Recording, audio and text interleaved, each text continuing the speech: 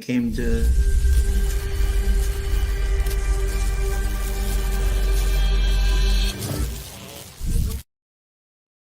Well, hello everyone. It's your man Spin Nation with the man El Hombre, joining me here for some Evangeline action here on the Thursday in the Cocktail Lounge. How are you, my man? Doing well, man. Haven't talked to you since the illustrious Keeneland weekend was ruined by the weather, but we had just touched on that, dude. That kind of sucked bad, but we're here. We're getting through it. I'm sure you made the best of it. Knowing you, Sean, make the best of a bad situation, but yeah, it sucked, but they went through at the races a couple days too late, and I know we all missed the bluegrass, but good stuff nonetheless. But yep, we're here on Cocktail Lounge Thursday doing the Evangeline races. So what's going on with you? Yeah, doing good. Getting ready for the Derby. Got a birthday weekend coming up. This is exciting. And let's see, we're got Easter coming up. Happy Easter to everybody. Happy Passover to anybody who celebrates that as well. And we're just 10 days from not only the Derby, but we're less than 10 days from Woodbine starting. So got a lot of exciting stuff coming on. And we got the NFL draft coming up, where that's exciting for see how your Lions can improve, you know. Need a little defense. Just a couple of pieces away. They're a couple of pieces away, you know. So if they can get some nice guys in the draft, that could be just what they need to put themselves over a very tough NFC. That used to be the worst of the division, but now it's becoming the toughest division. Yeah, even the Bears look scary now. Yeah, so. That's what I'm saying. All four teams are just it cannot be taken lightly, you know. So. Got a lot of exciting stuff coming up here. How are your Tigers doing? My Red Sox are 10-10. We either stink we're above 500. I think we're around. Last time I looked, 10-10, and so they played around 20 games. Is that right? Yep. I think we're probably around 12-8. Not bad. They're a young team, no, so they are. Yeah, they're on the uprise. I'm not sure they're quite ready for the Dodgers, big time yet. Right, no, right. But they're I don't think anybody's going to beat the Dodgers unless they have the only team that's going to beat the Dodgers is the Dodgers. Yep. that's the only team. But you know, so your birthday is this weekend or next weekend? Yes, it is Saturday. Yep. My daughter's birthday is the 18th, so tomorrow. Oh, happy birthday to her! Yeah, she'll be 14. That's my baby.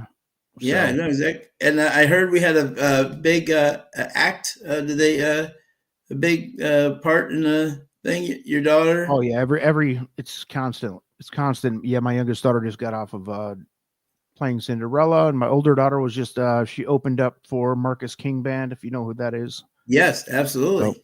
So that was cool. Oh, that's exciting. They're going big time on me, so I'm proud of them. It's been fun. That's awesome. So good stuff. But exactly. So the Cocktail Lounge, let us know out there who we got Bobby D, we got Jamie Brunlow. Happy Easter in the UK. Happy Jamie to you, Bobby D. We even got Trusty in the house. Look at this. Trusty says good morning at 6:22 p.m. Good morning. Exactly. Just got up from his oil fields. You know, he was up all night checking out the 8 oil fields he owns. You know, and that takes numerous hours. You know, of preparation. Independently wealthy gentleman. Yes, that will exhaust anybody. So yeah. But we're doing Evangeline Downs tonight. Hombre is going to have the first race here, and I will read the conditions. Hombre. We got about 8 minutes, by the way. Yeah, sorry. Yep. Go ahead, Joe. Yep, no problem. So we got a couple minutes. Yeah, 7 furlongs, maiden 20,000, purse 18,000. For maiden fillies, 3-year-olds, claiming price $20,000. And just looking up on the board here, and see if there's any scratches. And just the 10, just the outside horse. The 10 has been scratched, still leaving us a full field there's just a field of 9. Okay, that's why the 10 is scratched. Okay, so so we have a full field here at Hombre. One thing we've noticed doing this Hombre, they've had some very big fields down there.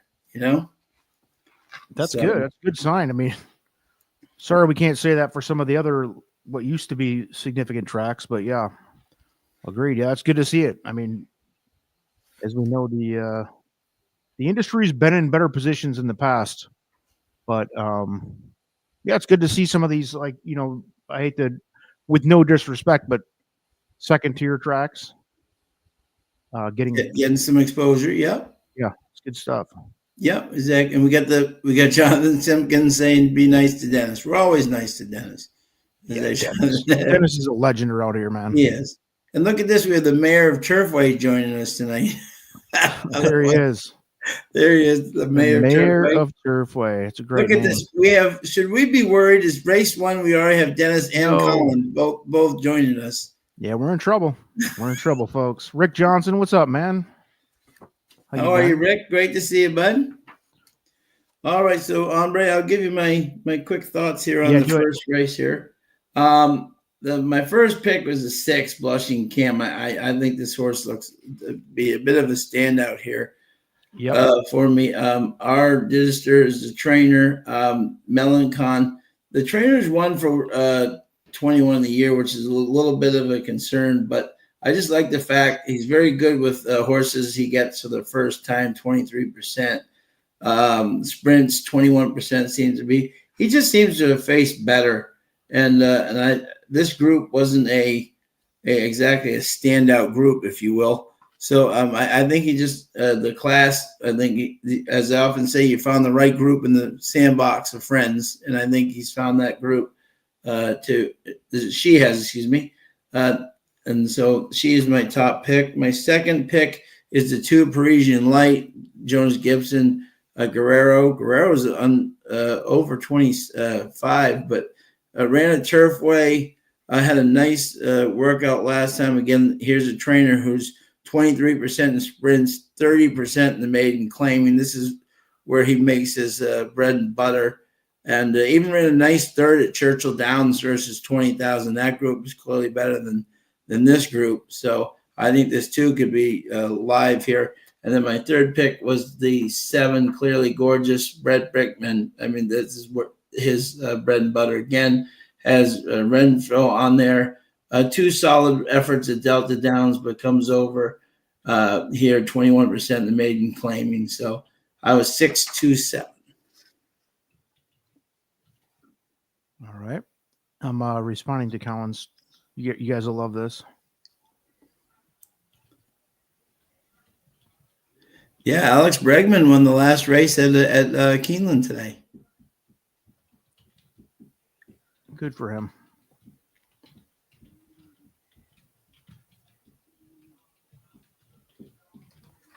I fully agree with you, by the way, Sean. Sorry, that Trust the Prophets comment there, folks, for the kids that's staying at home, that was from me, not Trust the Prophets.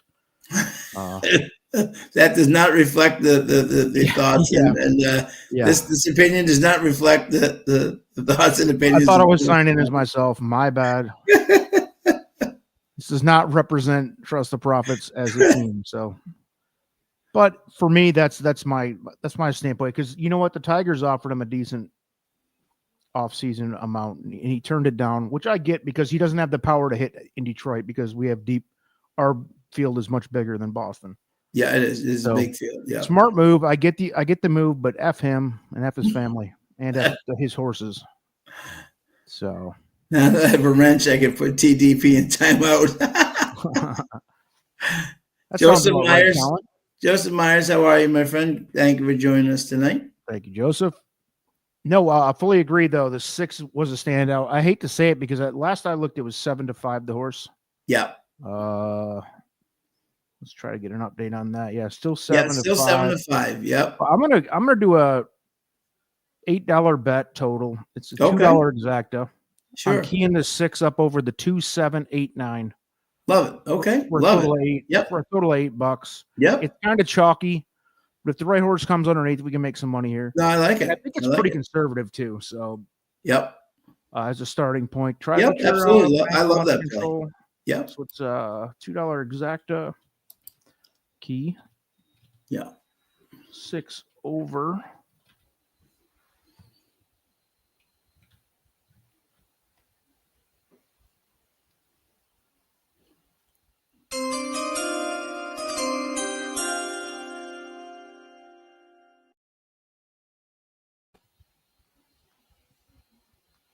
And there's your bet. It's going to be $8 total. So for the kids paying attention at home, 6 over the 2, 7, 8, 9, which I think, Sean, you pretty much had the same top three. With Yeah, I the did. 6 being the standout. I'd be surprised if the 6 gets beat here. Although, to be honest with you, I haven't played Evangeline much this year, so I haven't seen. Yep. Yeah, that's the one thing when you don't know the track as well as Yeah, yep. And exactly. And there's Firsty, and thank you, sir. Yeah, my dad had his last day of radiation on Monday, which was awesome. So he's a little tired, but he's doing great. Got a great attitude, so we're very happy there. Thank you, Firsty. Hot Rod, no, we can't. We don't have the express permission to show Evangeline down, so we cannot do that tonight. But we do have the Woodbine, and we do have Assiniboia, so we will be able to show both of them, which is great. Yeah, hopefully some big news on Assiniboia coming back next week. Early in the week, we have a meeting with them, and hopefully, like Sean said, have permission to run their live racing and do a weekly show on their stuff, similar to what we've done the last couple of years. So looking forward to that. Always love to see that show. Yeah. And James White's got an exacta box 3579. How are you, James? Hot Rod said it's been speed favoring. If you're not within 3 lengths by second call, you're not winning. So let's hope our horses are closer than. And we are at 0 minutes to post, just about post time, here, folks. Yeah, the horses are beginning to make their way towards the gate. Thank you to everybody joining us tonight. Yeah, we're 54 strong in just the YouTube realm. Not sure where we're at in Twitter, but yeah, nice little turnout for an Evangeline night. And thank you to our friend Rob Toole, as always, who stops in, Hombre. He stops in and says hello in the lounge as well. We greatly appreciate him. He's giving us some nice shout outs in the live room too. So yes, yeah. And his famous Il Safati, which he's made so good. One of the real good callers in this game today. Always is great to the public, and that's what you need. Trustees liking the 9 here last race, a total toss out. Should improve in the small strike. Okay, Mike Blanchard likes the 3 and the 8. Not sure how you guys are betting it, but do feel free to post your bets in the chat, and after the race, for sure, brag about it if you have something. Yeah, and Mike Blanchard will be at Evangeline tomorrow night. Good luck, Mike. He's thinking 3 and 8 here. Okay, like it. Always love seeing people supporting the live racing. And yes, someone said they love seeing our videos for the. Please check the Trust of Profits. We got a lot of videos coming out right now on the individual horses. Definitely will help you heading into the Derby for sure. Yeah, and for all the Riders Up Tim Nation, he'll be joining us here shortly. He had a couple obligations to make him run late tonight, but he'll be here. Yeah, exactly. We may have special guests along the way here, but I'm here for the first couple hours anyway, and then Sean carrying the flag as usual here. Well, my friend. I know Riders Up is a little hurt because they chose Simone Biles to do Riders Up over Tim for the Derby again this year. He was passed over. But he will rebound as he always does. Yeah, that's tough. You know, Dennis says, "Oh, when Tim gets here, I'll leave." Tim's here in 2 minutes. Hurry up, Tim. All right, we're Trusty, baby. Trusty's on the 9. So for the folks scoring at home, if you need to get a refund on any bet you have in that 9 horse, yes. Now is the time. Dennis _Trusty. And because 3 of his oil fields are doing so well, 35% off. Whoa. 35% off all losing bets. You cannot beat that in any other format. So Trusty's the man of the people. He takes care of them. Yeah, there is a feature race. Tim heard that. All right, we're almost all in. Last second reminder here, folks. We have the $2 exacta key 6 with the 2789, and they're off. Yeah. And they're off. And they got a mad scramble for the lead here. And our 6 is beginning to try to find his way through here. We got the 1 in the front. We got the 8 going on the lead. We got the 6, the 9, the 4. 8 had to back out there big time. The 5, 3, and 7. We got a quarter and 22 and 3. It's the 2, Parisian Light, taking the lead. The 1, Levitt's Carrot, right behind him. The 6, Blushing Cam, sitting right off the pace there. We got the 9 in fourth, sitting right off him. We get the 4, 3, 5, 7, and 8 all trailing. 45 and 4 as the 6, Blushing Cam, tries to come up to engage Parisian Light, but Parisian Light still in front. 6 went off at even money. Yeah, so that's not great, but you're going to love the way you look if you get the right horse in second here. And it looks like we have all the right horses underneath the 6. All the right horses. The 6 is trying to get the 2, but can he get home? Oh, 2 still maintains his lead. The 6 trying, the 8 trying to get him. Coming down the stretch, 113. 2 still holding on, but the 6 2 has got too much space left, and it's 2, 6, 8, 7. That's right. Okay, so that was if anybody got that one home, put it in the chat if you got that one home. And the 2 went off 9-2, so no big surprises here, but just no. I think we both had the 2 second or third. Yeah, we did. Yeah. I had 6, 2, 7 there, but I think what did it come in 6, 2, 8? When did it come in there? Yeah, I think it was 8 and then 7. 8, 7, 6, 2, 8, 7. Yeah, so that was the way I definitely saw the races. Those 2, and then the 6. I had the 8 and the 9 kind of in a toss, and then yep. 7 I did not see getting fourth, but whatever. I mean, 2, 6, 8, 7, 9. So it was a 9-2 over even money. So if you got that, let us know. Yeah, exactly. Yeah. Hot Rod, of course, is all finished second, third, and fourth. So annoying. Yeah. And we had all our horses in there, just the wrong order. Yeah. But the 2 that bankroll, because I just blew $8 on there. So Sean, you'll that's okay. It's early. It's early. Early. It's this early. Yeah, exactly. Yeah, Dennis, what I liked about that too is that Churchill Downs race, the 20,000 race, was pretty solid there. I just thought someone might be out front with him, kind of giving him company, and he got it all by himself, which is, So yeah, so Parisian Light did win. Yep, at 9-2. So it was a good. GK Canada Ada. Hello, sir. Did Parisian Light win? Yes, it did. So, you'd love to see it. 2, 6, 8, 7. Wow, they get some good pulls down there. 49,000, 48. Yeah, not bad. Exacta. Not bad. Exactly. For Thursday night, exactly. Whoever said speed was good, we had a 6-way scramble up front, and the 2 and the 6 held up. Yep. Jonathan Simpkins had 6-2 with 2, 6, 7, 9. Oh, there you go. Good job, Jonathan. Nice job, bud. Absolutely.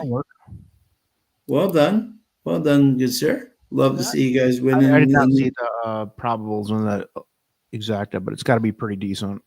Yeah, let me see. I can tell you right now what it is. 2, 6 is $30. For 2? Yeah, for 2. Yeah. Yep. 15 to 1 shot on 2 of the horses that definitely were in the obvious category. So yeah, no, I can't believe that exacta paid so high. They definitely look like the 2 standouts to me. But I thought the 6. I thought the 6 was I got 2, greedy and had the key. I should have done a key box, but I just if I was going to do a key box, so I probably would have done a try key box, and then I would not have had the 7 in there anyway. Yeah. Although the 7 got, yeah, we could have caught decent there. Yeah. Did you Oh, all well. see that Steve Philly? Yeah, in the second to last race at Keeneland. Yeah. Yeah. No, Ren, she definitely could be the real deal. That was a very impressive race. And we got our man. Look at this. Rob There he Toole. is. Hello, my good man. Great call as always. Rob, we thought we had it set up perfectly there. We thought the 2 might get some company. Didn't get the company we thought, and the 6 was stalking right there. But that 2 Parisian Light just had too much left in the tank and put our favorite away. But it's only 1 race, so. But thank you, sir, as always, for joining us. We love coming down to visit you guys. So. Thanks for joining, Rob. Good to see Yeah, you. great racing as always, and one of the best callers. Truly, and also he's been generous to the show here in the past. He's gives us Very much so. We Good so stuff. appreciate him. Yeah, the best il Salfati in the business. Yeah, But only 15-1 on race. the exacta, and then 27.75 on the 50-cent try. So not bad. No, Good not start. bad at all. Wow, I can't believe that exactly paid $30. Yeah, that was good payouts for the chalk. Yeah, seriously, that was. There must have been a lot of us fools betting that 6 keyed on top. Yeah, exactly. I think a lot of people had the 6 single. I'm sure that in the pick 5s and everything, even though the 2 won, I'm sure in the early pick 5s, a lot of people singled that 6. Yep. So he looked like a standout. So, but that's okay. We turned the page. Turn the page. Yeah, short memories in this game, folks. Yeah, short memories. Yeah. Red Pin winner cracked the top 3. Look at that. Red Pin winner and cracked the top 3. Look at that. Rob Toole's taking exactly. Walking off, a walk off to start the night. Look at that. Mic Great drop. job, my friend. Well done. Well done. All right. We head to the second race. Rob's Sean, done. You're the captain of the ship here. We'll give some thoughts along the way. If you got thoughts, put them in the chat, please. Yeah. 16 minutes to post. And if you want to sound off on your Derby thoughts. Yeah. Let us know. Who right now is your horse to beat right now? I think you and Sean, you and I are in the same page with Sovereignty, looking like that's my choice too. That's your choice, right? Like if you had to bet right now, yeah. But there's there's a couple other thoughts. Some good looking grays out there this year. That's all. There are some really good looking grays. Yep. Yeah, exactly. I'm sure Trusty will have some horse that's not even in the field yet that he's still hanging on to, like his Rich Strike era call. Yeah, absolutely. I think we're going to see some Hombre. I think this field's still going to change like 2 or 3 times. Yeah, And that we're not there yet. It doesn't seem like it's nearly as set up as it has been in the past. No. There's not going to be. Yeah, Rod's the Sovereignty, Rodriguez, and Journalism, my top 3. Solid 3. I can't. The only thing I worry about Rodriguez, Hot Rod, is that with Owen Almighty now in the race and Eastern Ave going to the lead, I don't think Rodriguez, the field that he faced in the Wood Memorial, I think Grande is going to be a good horse, but I don't think that field was really stellar. I think he's going to get a real acid test at 1.25 miles, especially with Eastern Ave and Owen Almighty up there. So, but Sovereignty, Journalism, I have him right behind Sovereignty. It should be interesting. The only thing about Journalism, I think he couldn't be more impressive. He's only facing 4 and 5 horses out there. How will this change to 20 horses? I mean, for all the horses, 20 horses is a big change. But when you're only facing 4 and 5 horses every single race, is it? Can that be? They learned. They learned how to, obviously they have the speed, right? But they have not learned the tactical side of it. I've seen it a million times, especially in the recent several years with California horses, that it's been this way for a while. Like it's been 4 and 5 and 6 horse preps on the West Coast. It's not the same. I mean, and you can say the same thing about Naira horses. They're usually don't do great in the Derby, but I mean, Yeah. At least they're getting some decent fields. So you'll see them break through sometimes from the NYRA side, but Yeah. California, I mean, the only winners I can remember from California recently were dominant horses. Yeah. Yeah. Authentic. Where it was Yeah. just unquestionable. Yeah. Yeah. California Chrome, Nyquist, like they were ahead of their class. Justify, You yeah, know? the horses Yeah. like Yeah. that were just crazy good. Yeah. They were. Yeah. Hey, Keith. How are you, bud? There he is. What's up, Keith? Great to see you. Genesis Tappan Street is a question of wave 2 can hold off wave 3 of Sandman Publisher Sovereignty in that closer group. I Yeah. don't hate Tappan Street. I think that horse has a shot too. Yeah. Yeah. Yeah. No, he's improving. Anything with Brad Cox's name on it right now. Yeah. Yeah. You have to take it into consideration, you know? Yeah, it's going to be fun, man. It's always fun when there's not, there's not a huge standout to where you have to consider them, because I think there's about 5, I think, that are kind of everybody's throw them in a bag, and like, if you talk to 5 different people, they probably have the 5 different opinions. So yeah, and then you have the 2 Japanese horses. No, but I'm saying, but they could be a factor in the pace factor, and they're kind of the X factors. How do they affect the race? It's it's an interesting, and there's no standout. There's no standout. And I joke about Japanese horses because they just haven't broken through and won it yet. So I always just say they don't have a shot, even though last year was like so close, it was gross. When with Mystic Dan and why am I drawing a blank? Come on, Sean. Who? The Japanese horse that got second. Oh, Forever Young. Yeah, Forever Young. That was a great horse. Still a great horse. Yeah, exactly. Heartbreaker for the Japanese fam, but yeah. Horse riding sucks balls, says Joe Muller. Okay. Thank you, sir. That's great. Thank you, Joe. Good to see you in here. We really appreciate the patronage. Yeah. Exactly. If you have any more thoughts, please drop them in here, because you're very valuable to the community. Thank you.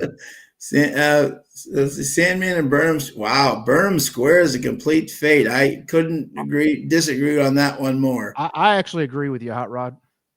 Okay, there you go. That's what's great about racing, by the way. Yes, if you believe the Hot Rod, I respect your opinion on stuff, but I'm going to toss that horse, even if you like them.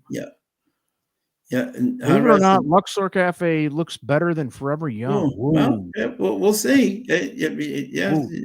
That's a big statement, but he could do it, And they got Joe Magic Herrera coming over to ride him, the young star in Hong Kong and Japan. So that's good luck, man. Yeah, it speaks volumes, which is good, And the mayor of Turfway over here talking Sandman. I love Sandman just because of where Sandman comes from, that ride, or the racing style. So yes, good.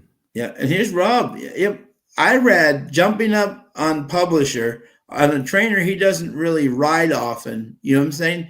I think that speaks volumes. This horse is still a maiden, but every time he's showing up, and the longer they go, the more he's showing up. So Rob, I can definitely see that. Especially Irad has ridden a lot of these horses, and he chose Publisher. Yeah. So he's looking to make the big money. Yep. So you got to give major credence to that call by Irad and his agent, that they think this horse could be the real deal. Malathot checking in, baby. Here he is. Hey, Malathot. I missed you this year at Keeneland, man. Did you get to go? I thought I read somewhere that you didn't. He did. He was there. We did see him. Yeah. Oh, okay.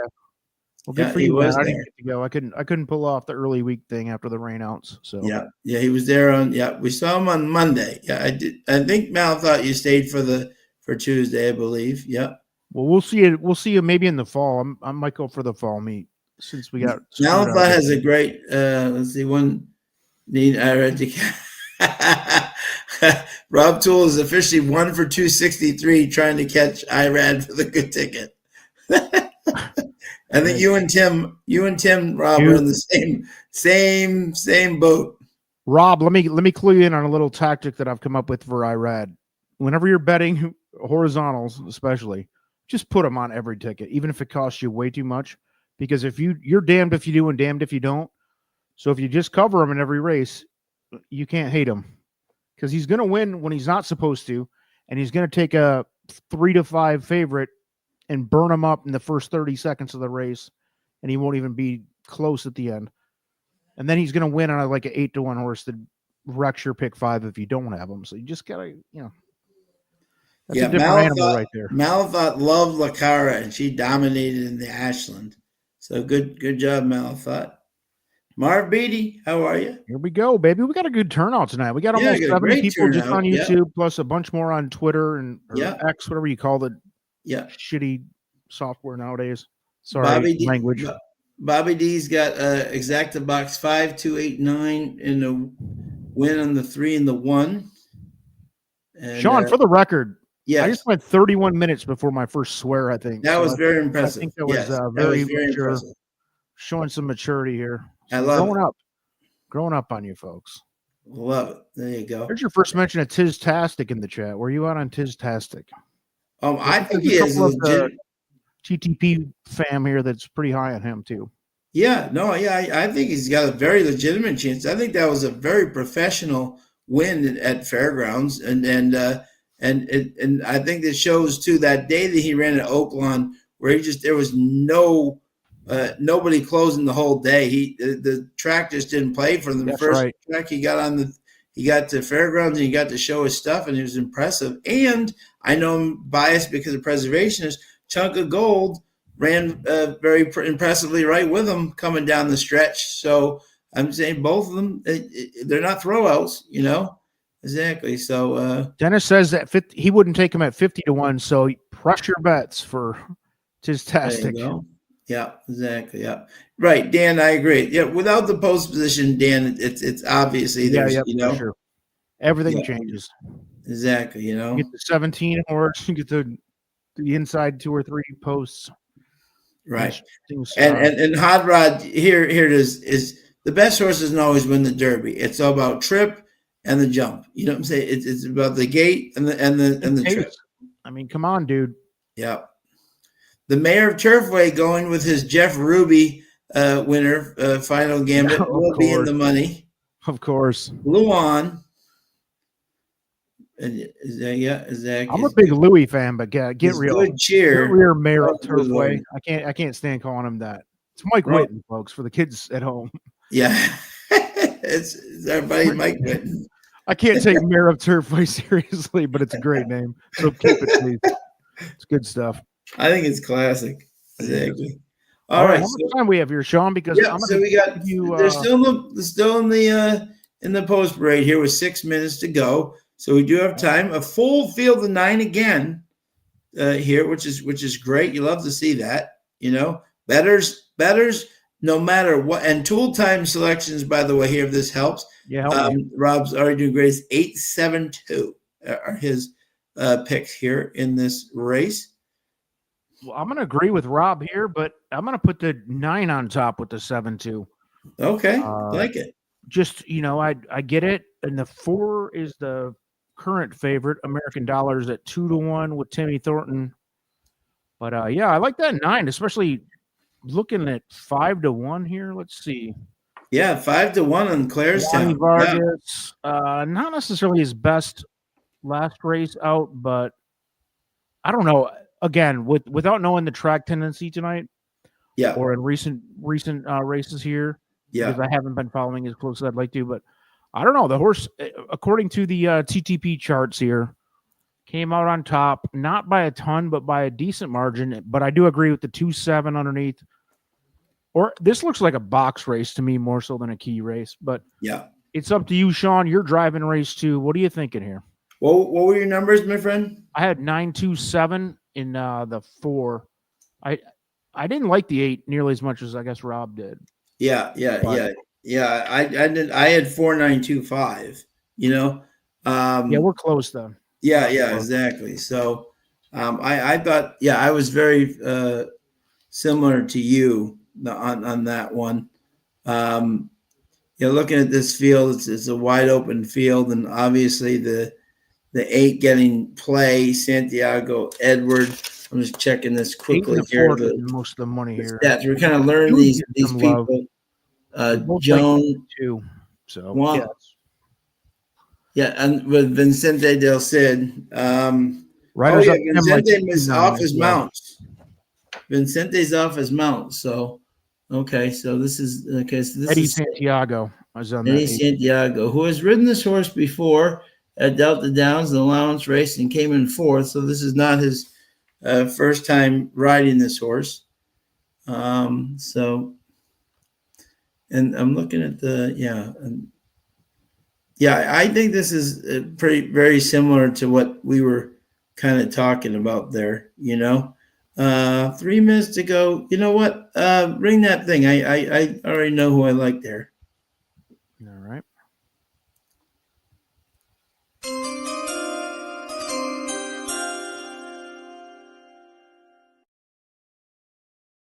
Yeah, I'm just gonna do a nice simple exacta box here, 249.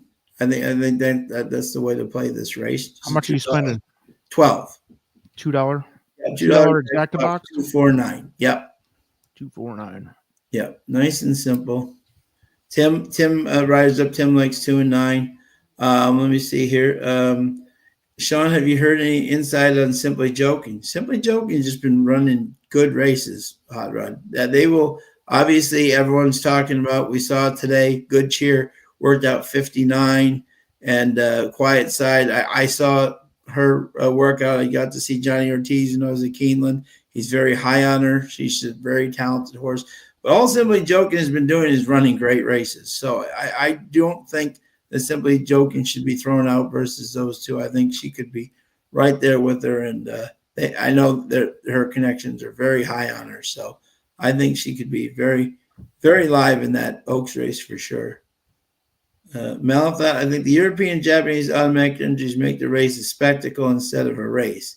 That stupid pace makes insane endings, and horses like Vizaya not in.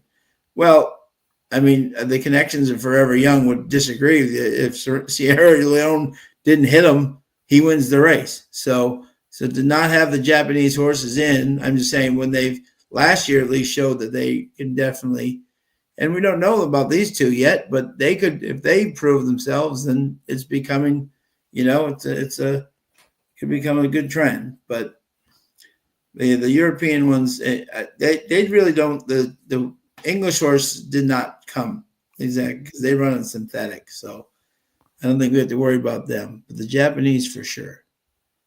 Please, folks, take a second and like the video here, the live feed, and subscribe to the channel if you're not already. But let's do it. And we are close to a winning bet. Sean has guaranteed it for the kids scoring at home. Yes, absolutely. Guaranteed money. You can't lose. Yep. And I already got the trusty 35% locked in. So I'm if you bet $10 already, and you lose your money here, Dennis Trusty will reimburse you. Coming back. Yep. 35%. Yep. 35% for coming Can't back. lose. So Dennis _ Trusty at Venmo. Yep. Make a request and we'll get it done for you. Looking good. Bobby Jackson, 245 over the 458. I'm assuming that's an exacta. I don't know. But good luck to you too, sir. Yeah, good luck, my man. And Bike Blanchard's got a 2789 box super, okay?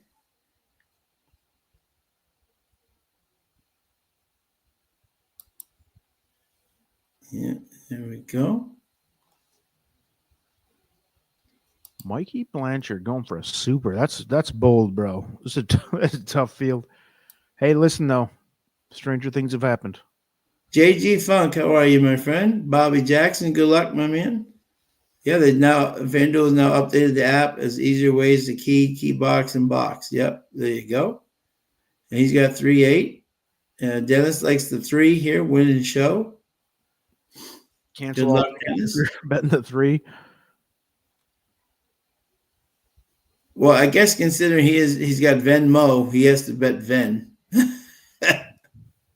18-1 on that 3 horse right now. So Elio Barrera. I love the way you look if you get it home.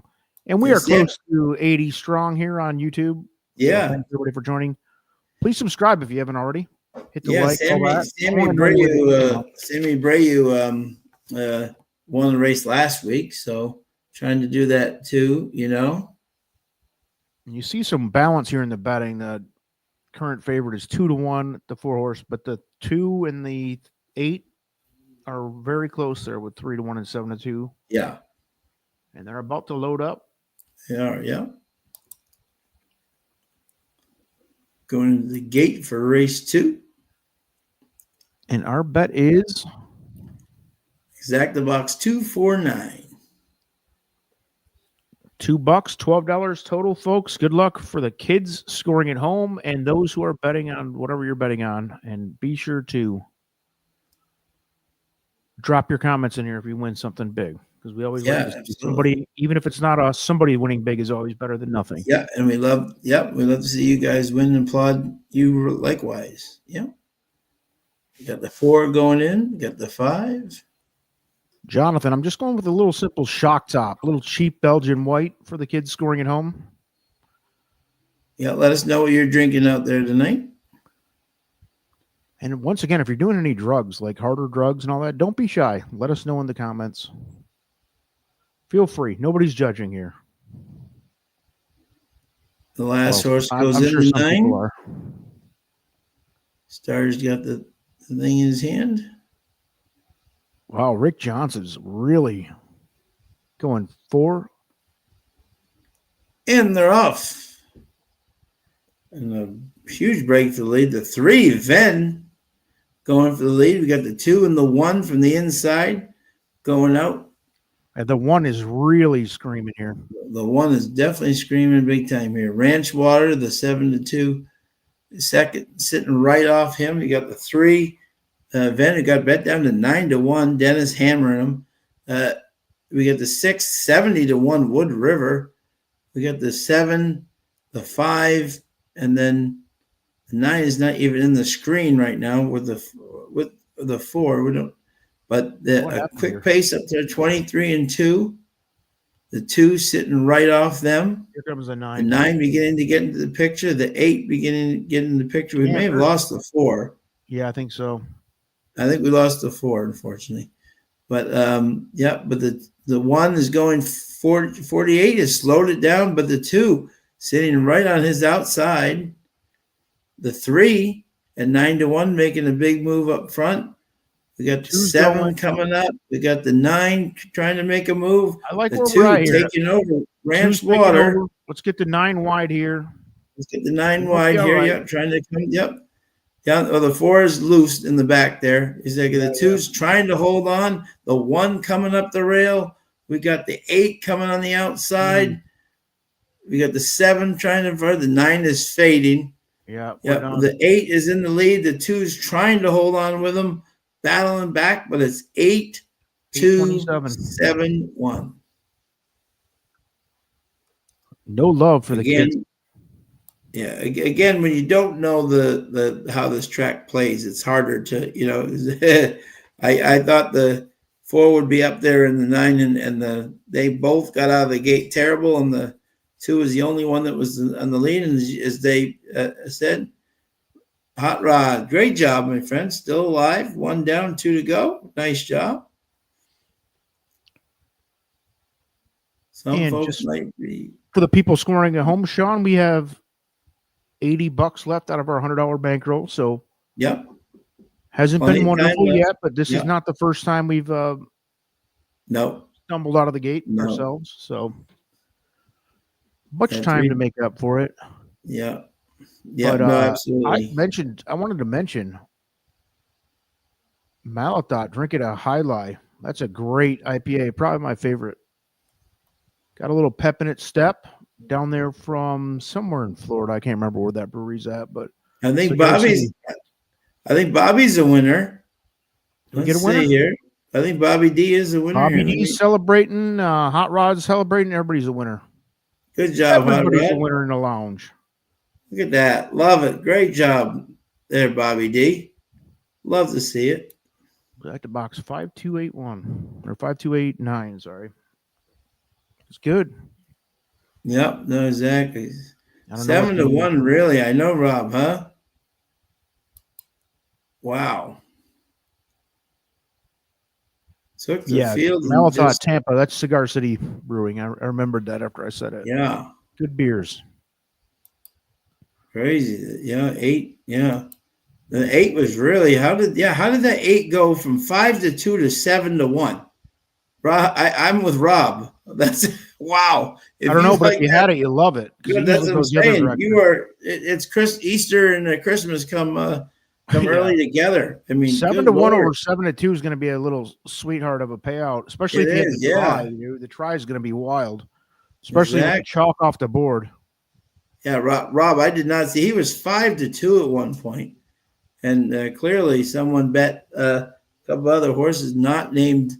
He's a pickle, and he put them in a pickle. And Santiago Edward, who had ridden this horse before, gets his job done. So good job to him. So 7-1 bargain, Rob. I agree. 6 more races. Yep. Amen, Joseph. Yep. Yep. Tampa, Florida. Cigar Brewing. There you go. A damn 9. Yeah, that yeah, he didn't run much at all. But late odds changes were wild. Yeah, 4 was 2-1 into the gate. Yeah. Those odds really did change. 4 from 2-1 to 9-2. The 2 went down to 7-2. The 9 went down to 7-2. Someone bet the 9 heavy at the end. Yep. Somebody went up there and flopped a Big Johnson Yep, on the table, if you will. yep, exactly. Folks, we And have then, 90 people here in UT. This is the best turnout I've seen in a little bit, yeah, it's especially for great to see Evangeline. No everybody. disrespect to Evangeline, but we've done a multitude of tracks on here. Maybe Evangeline's a secret hidden gem here for the lounge, but yeah, Oh, yeah, we seem to do well absolutely. when we play here. Yeah, Don't absolutely. let the first 2 races judge us, but No, no. If you've been with the lounge for 2, we usually on the whole start out slow. You know what I'm saying? yeah, Because unfortunately. yeah, and in But by this the way, case we do too. really we I think our most valuable asset. I think I learned this from you and Tim a lot is the you play to the tracks trends. You Yep, know, I used yep, to just look at. I used to be pure data guy, and I still yeah, am for the most part, more yeah, so than most people. But I mean, if a track's playing speed bias, whatever it's playing, yeah. that is that's bigger than any numbers. Sure. I And mean, you that's saw when we were at Keeneland last year, Sean, together. We were all there together. yeah. Nobody was closing at Keeneland. Mm-hmm. And it was just like whoever. So we just started betting speed, and our whole day turned around because we're like, whoever's going to get out Yeah, front is going to probably be able to hold, yeah, and we even if they killed it. were an inferior horse. Yeah, We we just killed started it. winning Yep, we killed it. Yep, with and one that's exception. the key. We're still learning the Evangeline trends. We don't know, like in terms, we're learning it's more speed and all that stuff. But even in that race, the 4 and the 9 were going to be probably more forwardly placed, but they just got out of the gate so bad that they lost all chance. So if you like those horses, you might want to put those in your stable deal because you get a better price on them next time. And then if they get out better, they might spring a big one the next time out. But that is horse racing, as they say. So we Yep, will move on to the third race here. And Ombre is going to bring us back here in a big way. absolutely. I'm So we looking move now. on to the third race here. And let me see if we have any scratches. Only the 11. So we're getting full fields here, Ombre. As I tell everybody this, and this is the truth. What do you got? Going long for a closer horse has to do exactly what the 8 did, the middle move. Yep, down the backstretch. Yep, absolutely. We're still doing good. Thank you, Rick. Amen. But this is third race, being a mile, 5,000 purse, 12,000 for accredited Louisiana breds, fillies and mares, 3-year-olds and up. Okay. And we're going a mile on the track. And let me see how long we have. Still Good deal of time left here. We have 16 minutes. Hombre, have you looked at the Oaks at all? No. No. Okay. Yeah, I mean, I know the main players, but Yeah. not Yeah. enough to be too opinionated here. What about you? What do you got? Yeah. No, I would say definitely the two main attractions, I would say, would be both um, Quiet Side, who has looked amazing, and Good Cheer from Godolphin. They are definitely the two horses. Malathot loves Good Cheer. Dennis loves Good Cheer. The only thing, and I will say this, I actually heard this through my inside circles here about even with the Godolphin people. Here's the one problem about Good Cheer that they're a little bit worried about. She runs the same race every single time, you know. And by the way, she's done everything. She's won races, so that's what you're supposed to do, right? That's the name of this game, is winning. So by no means. The only problem is her numbers keep staying the same. You know what I'm saying? Which was a little bit worrisome because the field at Fairgrounds she did win. That field didn't have a Quiet Side in there. So, and it didn't have Simply Joking and those people. So I think that for Good Cheer, can she win? Absolutely. But I think she's going to have to run a better race if she's going to win. And Hot Rod likes Tenma, Good Cheer, and Simply Joking. There you go. Yeah, that's going to be a fun Oaks. Yep. Dennis, okay, let's see. Dennis has been a solid trend for years. There are certainly horses for courses between the two tracks. Some love it here, wider turns and longer straights. Yeah, so true, Rob. I've always said this. Omre's heard me say this before. If you like Evangeline, that doesn't mean you like Delta. That doesn't mean you like Louisiana Downs. It doesn't mean you like Fairgrounds. There are horses for courses in the Bayou that just run great on some tracks and just can't run on other ones. So. Yeah, he's gonna Malathot's gonna bet La Cara. I think I can get 9-1 again. Yeah, she ran a bang up race at and exactly. So, but yeah, she's dangerous, no doubt. I'll be using her. I'm just saying they're just a little worried because the exactly, but we'll see. She's definitely the class of the class, no doubt.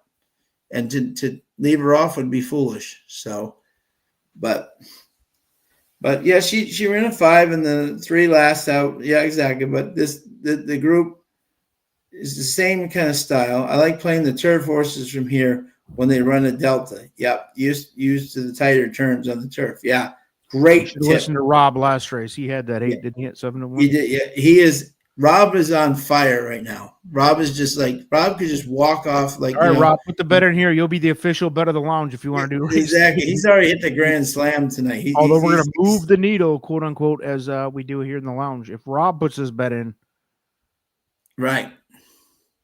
Rob, I'm not sure how familiar you are with the lounge. We had $100 bankroll for the night, so we have used 20 so far. We typically use between 5 and 15 per race. Yeah, per race. Yep. So depending on how we're doing. You have a bet you can fit into like a $10-ish, $10, $12, $15 range. I'm sure the folks at home would appreciate your opinion because you are much closer to this track than the rest of us are. Yeah. But okay. Here we go. Here we go, baby. What are we doing? Hot Rod needs a 1, 2, or 3, 8 to stay alive. Good luck, Hot Rod. Okay. 2 with the 1-7. 1-7. And that is that is the dude, Rob, my order. Yep. And I can share it with the screen here. Yep. But boom. The Trust the Prophets has that in that exact order. 2-1-7 in exact order. Boom. Let's do it. And he's saying 1-7 with the 2. Okay, so that's a $2 exact key box. Yep. Let's do it. Rob is our guest handicapper. Key box the 2 on top of the 1-7, or not on top, but 2 with the 1-7. With the 1-7. Yep. Perfect. That sounds like an official bet. And I love it. You're getting 7-1 on the one horse right now. Yep. Yep. And the other two, it's a little bit chalky, but listen.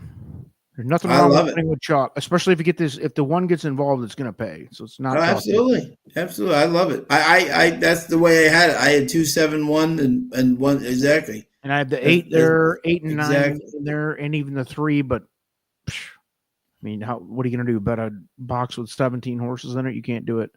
So yeah, let's do Right, this. exactly. We try to get our people to the end. We're not trying exactly. So Rob, $2 exact. Okay, never mind. I was going to say how much do you want to bet on it? So Yeah, two. $2 exact key. Yeah, key box. Yeah. So the $2 key box will be $8. Yep. Perfect. Love it. And I'll post that here for the kids at home. Thanks, Rob, for taking a moment to help us out here, hopefully. Yeah, it'd be awesome. So appreciate you, my friend. 86 people in the place. Love it. Malathot is doing a $10 2 with the 1-7. If Rob, yeah, there you go. Love it. I think we're moving the needle, baby. Got 90 Yeah. people in here, so. Yeah. And the 7 sustain a middle move and win. Okay. There you go. Hot Rod, that's what's great about racing, my friend. Absolutely. If you don't like a horse, don't use it. If you're fading the horse, fade it, Yeah, we'll never tell you you're dumb for making a bet either. Like, I mean, it's just fully opinion, and we are always straight up honest with what we're doing, though. Yeah. So whether we're right or wrong. So here's the official.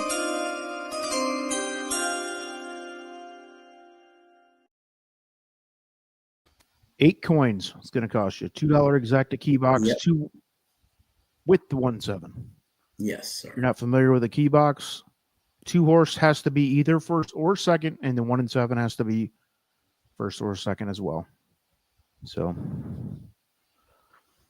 we got some options to hit here. And again, what you're looking for is the 1 to be involved because he's the longest shot of the 3. So if the 1 gets involved, it's going to pay even better. So yeah, I agree, Rod, 100%. There's no wrong. There's no wrong. There's just why. If you say why, that's the best thing. That is the great thing. That's what Tim, Riders Up Tim, frustratedly in the comment or in the our group chat was talking about why can't people disagree without fighting? Yep, exactly. It was very well said. Yep. Because people in the comments on our YouTube channel, and by the way, we love that because comments are fun. And we actually have fun even with the idiots. Even with the idiot trolls, it's fun for me. But so it's always like, you're a stupid idiot. Why do you think this happens? You're an idiot. F you and your family or whatever. It's like, dude, that's a little much. Maybe you just have a different opinion, and that's okay. Yeah. We don't have to criticize each other's families and friends. So yeah, exactly. Yeah. No, exactly. Yeah. So it's exactly how I feel. In general, like in politics, like I think everything in today's world is just one extreme or the other. It's just brutal.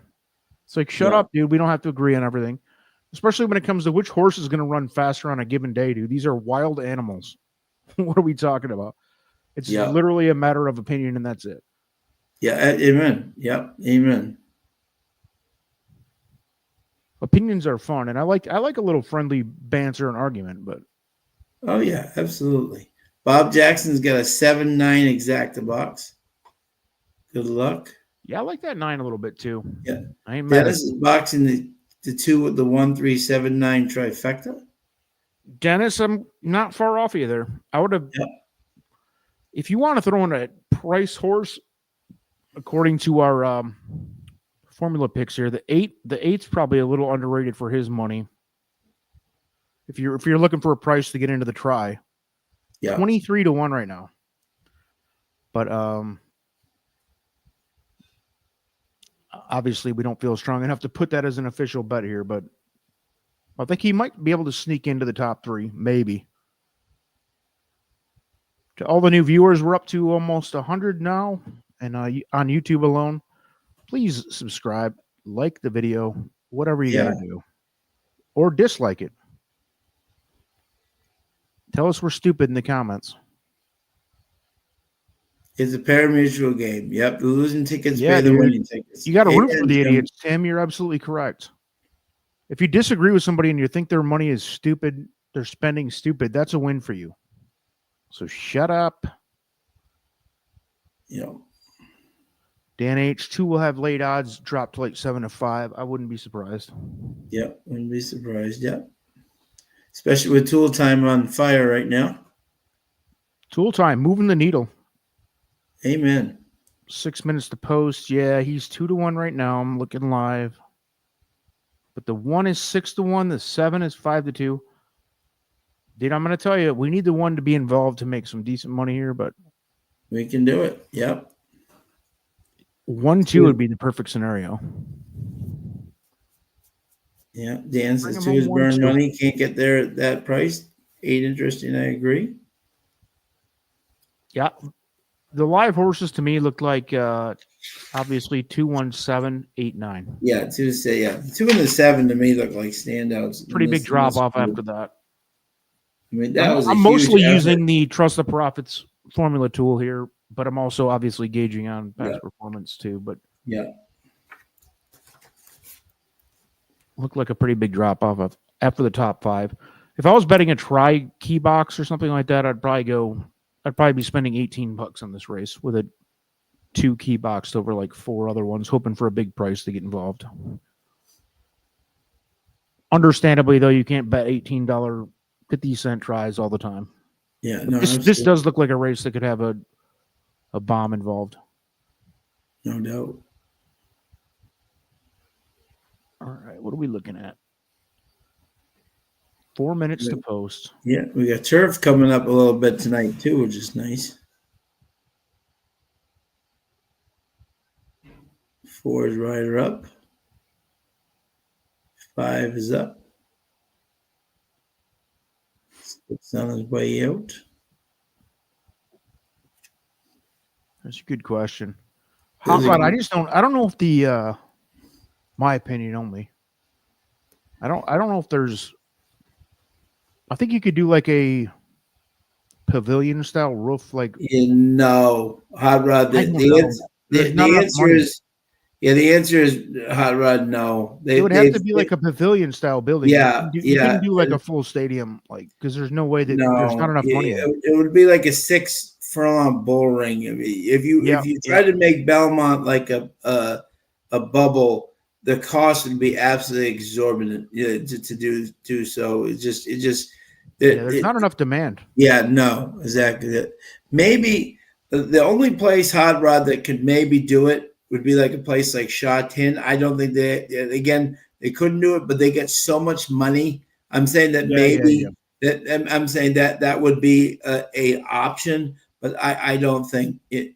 Yeah, Bob Jackson, there's like training things inside, but I don't think you could have a track bigger than like 6 furlongs or 4. I mean, like it would be like a bull ring rather than like you couldn't have a U.S. style track that was 1.5 miles or 1 mile and whatever, with a bubble all around it. It would cost a lot of money, and for these mountains, they don't run every so. Yeah. You know what would be interesting though is if somebody did that and did it like perfectly right and ran year round. Year round. It'd be amazing. Yeah.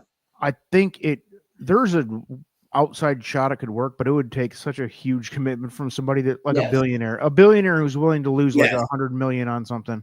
Yes. To do that. So and I know they have looked into conversation, but I don't know. Yeah, they have looked into it, but exactly, it'd be freaking sweet if they did, especially if the horse racing world embraced it and was like, let's give them like a breeder's, like you said, though, it would have to be a bull ring, like a 1/4 mile, like small oval or something, which that doesn't align with the Triple Crown or Breeders' Cup. So I don't know, it's tough. Yeah, Shaw Tin would probably be I would say the closest venue that would be able to fund something like that. Yeah, Rob, that's what I was kind of saying. It would have to be like a like some kind of giant pavilion style thing, not a I don't think a full-blown stadium would ever even consider that. It's too big of an investment for a sport that doesn't have enough. I mean, they're not going to fill you would never fill the stadium. It would be fun though. I would, Bob Jackson. I agree. I like the conversation, dude. It would be amazing. That would be amazing. That would be amazing. Yep, that would be absolutely especially amazing. since we all just got effed out of our Keeneland trip because of weather. Like that takes that element out of it. But it would be the other fun. obstacles are too. You have to build a grandstand. You have to build a clubhouse. You have to be like so much underneath. Dude, what if that. you made like a world class and you classed it up and sold tickets for like, I mean, it would be expensive, but yeah, exactly. It would not Somebody be would cheap. have to invest $1 billion in it, and it's just it's a long shot. It'd be awesome if they did it. I would go. Yeah, I would definitely go. Yeah. If people think the tickets at the Belmont are expensive, though, dude, it's a fun that dome. If you build it, they will come, but it's going to cost like $500 per ticket. All the people are going to be wearing suits.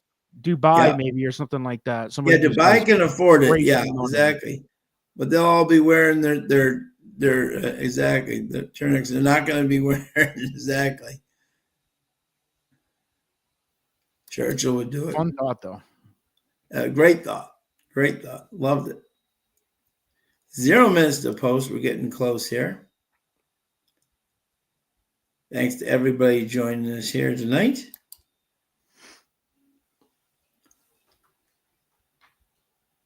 Churchill would do it. Churchill is a betting operation. As you can see, they will be the last one to do it. The Churchill would if they already have a dome over their casino. That's all they care. They do not want to build a dome over their racetracks. They care about the Kentucky Derby, and that's it. Yep. That is their 1 week of the year that they really, really, really, really care about. They hit the jackpot. And the rest, Nobody 7 else straight days in a row cares about anything else there, Dennis. You know that. Yeah. No offense. And we're getting towards the post here. Some late money here on the 3, 5-2. There's your bet. Looking a little bit better actually with the 2 and. It's right there. 5-2, the 3. The 2 might be a little sexier of a because you're getting money on the 3-7 as well. Yeah. We don't have the 3, but we do have the 2 and 7, both now co-favorites, and then we got the 1 with a little price. Yeah. I like this bet, and this is brought to you by Tool Time. Yes. Definitely follow him on the X if you don't. On Tool Time for sure. I've been an advocate of the lounge here for at least 2 or 3 years. So yes, exactly. Yep. And we thank him greatly for it. Real Tool Time, TUEL. Follow him. Yeah, give him a look.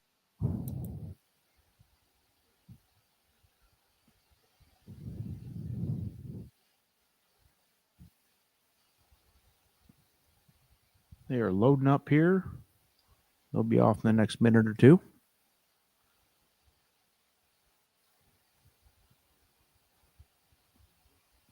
We are 90 plus here in the Cocktail Lounge. Trust the profits.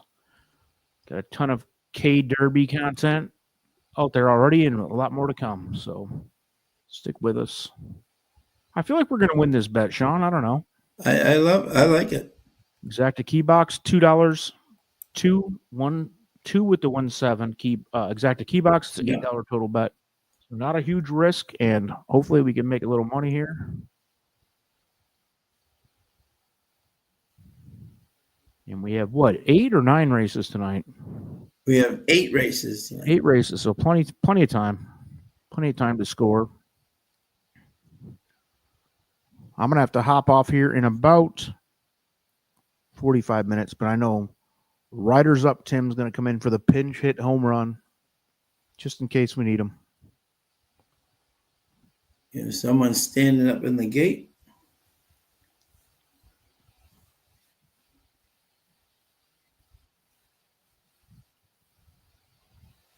Might be a second here. A little bit of a delay here. So far, the 2-horse, which looked to be everybody's favorite, late scratch With a on the late 4. scratch. The 4 has been scratched. Will not affect the betting much. No. I think he was the longest shot in that field, but nonetheless, if you had the 4, he is no longer a factor.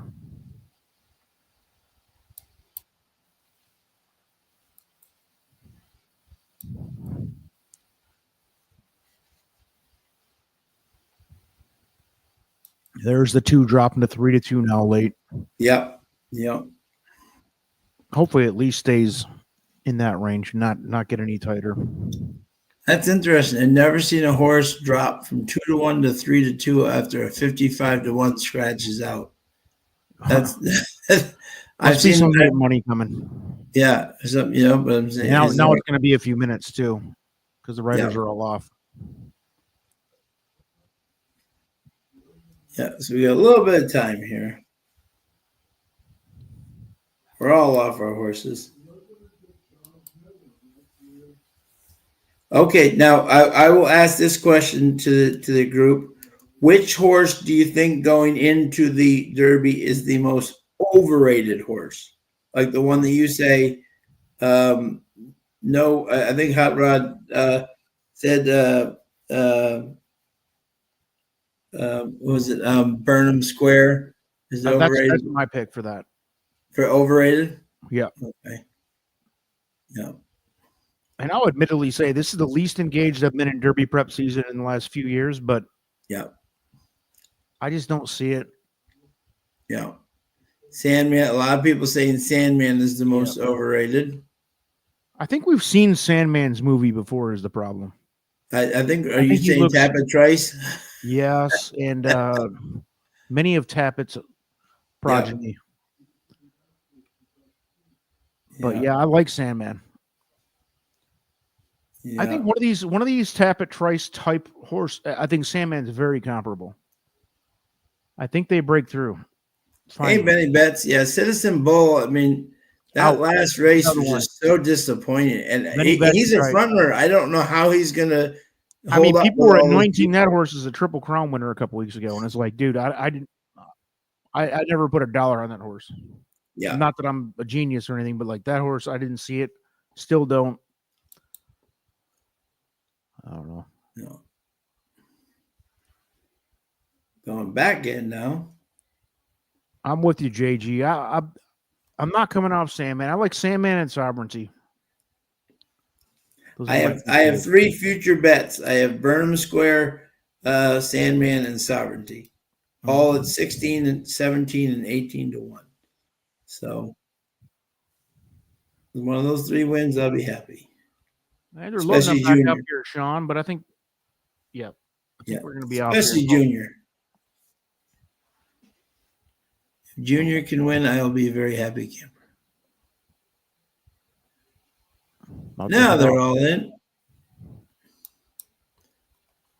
We are looking for 2 with the 1-7. Oh, the 8 got out. Terrible. We got the 2 and the 1 going for the lead. Let's stop the race right now. We got the 1. We got the 2. In that order, please. Yes, in that order, please. We got the 5 right out there out front. We got the 3, the 6, the 9, the 7, and the 10. CC Lamb at 5-1. We got Perfect Deal right out there. We got Renology at 46-1. That horse is running way too hard, that 5. Yeah. I don't think he's going to sustain much. No. 24-4. Not quick fractions at all. And I like the way the 7 looks right now, but yeah, strung out field here. Yeah, the 1 and the 2, the 5, the 6, the 3, the 9, the 7. We got a half and 48 and 7, not quick fractions. The 1 continuing and 2 and going 1-2, the 5 and 6 trying to chase the 3, the 7 coming up with a live race here. With this 1, but let's go 1. Here we go. We got the 2. Have the 2 involved. 1-2 would be 7, perfect. Yep, 1 and 2 just run like that, guys. The 7 trying to get involved late. Would be perfect. 106, not fast fractions here. The 1 and the 2 trying to make this a match race. The 7 trying to get involved late. Come on, 2, stay up. The 1, come on, 2. Stay up there in the middle. Looking all Down right. the He's stretch looking they all come. right. The 7's trying to get involved, but the 2 is coming back. The 1 is Come on, coming. 2. 7's trying to come. 1, 2, coming to the line. That's perfect, Still baby. 1. Come on now. Still Stay up. 2. Only winners. Rob Toole helping the lounge. Robbie Toole, baby. Good Gotta job, love dude. it. Thank you, Rob Toole. Give him a shout out on Twitter. Rob Toole, 5-1 over 8-5. Perfect. Making this It exact couldn't have been better than that. $32 for $2. Take a bow, Rob Bada Toole. boom, bada bing. Let's The go. man is on fire. Rob, if you weren't listening, big shout out, baby. Nice call. We made that exact bet. We agreed with the 217, but the way That was the I had that this exactly the way we had it handicap too. But as soon as Rob said it, I'm like, the okay. formula picks was literally the same order he put on there. Yep. And I'm like, yep, we're doing that for sure. Yeah, we're doing it. Yep. And the key box strategy, good stuff. Great job. We could have trifected that thing too. Just look at this. Hell yes. Hey, yeah. Malathout's got a $10 exacta. Great job. Go. That 5-1 on top helped, bro. Yeah, Dennis got the try. Look at this. Bob got the JG. Scott Letty. Hey, buddy. Say, hombre. How we doing, bro? In the house. Look at that. Rob Toole coming through for us with a cold. We got some insiders in the house tonight. We do. We got some great. That's what you love to see. Only winners. Everybody's a winner. Look at that. Was a little leery of that 7 coming around the turn there for a second. I know. He had some momentum with him, but 2 started that drunk driving like. Yeah, exactly. But you just gotta be close. Shit. You know, it's hard to close in this track. So 1, 2, 7. Yeah, it does not look like closes are doing much tonight for the kids scoring at home. No.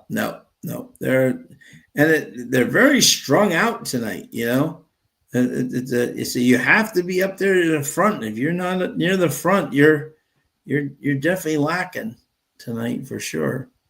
And we were correct to fade the 3. The 3 took a lot of money there, and we did not. Yeah, no, exactly. And I think that's where they got the nice exacta. Was the 3 players kind of helped our exacta into a very nice. That race is official.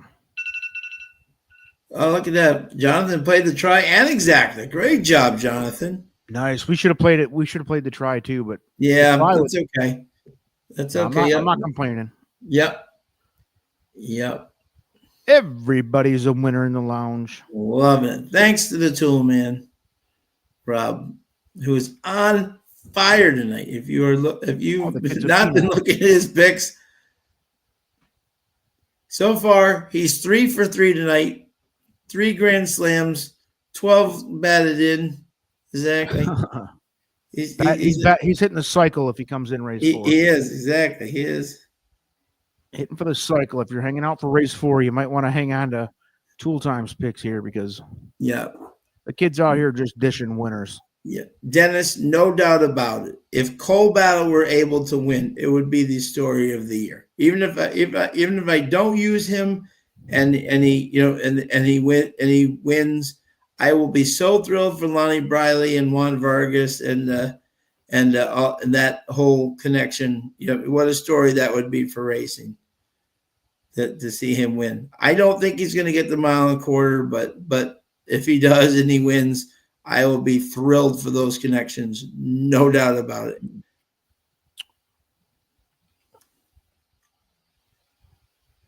And what a story he's been, win or lose. All right. So we spent $8 on that ticket, right? Yep. We spent 8 and we got back 33. Yep. So the bankroll is now at 105. We were in the positive. Look at that. Love it. We turned around. We were down $20 up through that race, and now we are up. Rob comes up and like boom. that, folks. Bobby Toole, baby. You love the way you look. I guarantee it.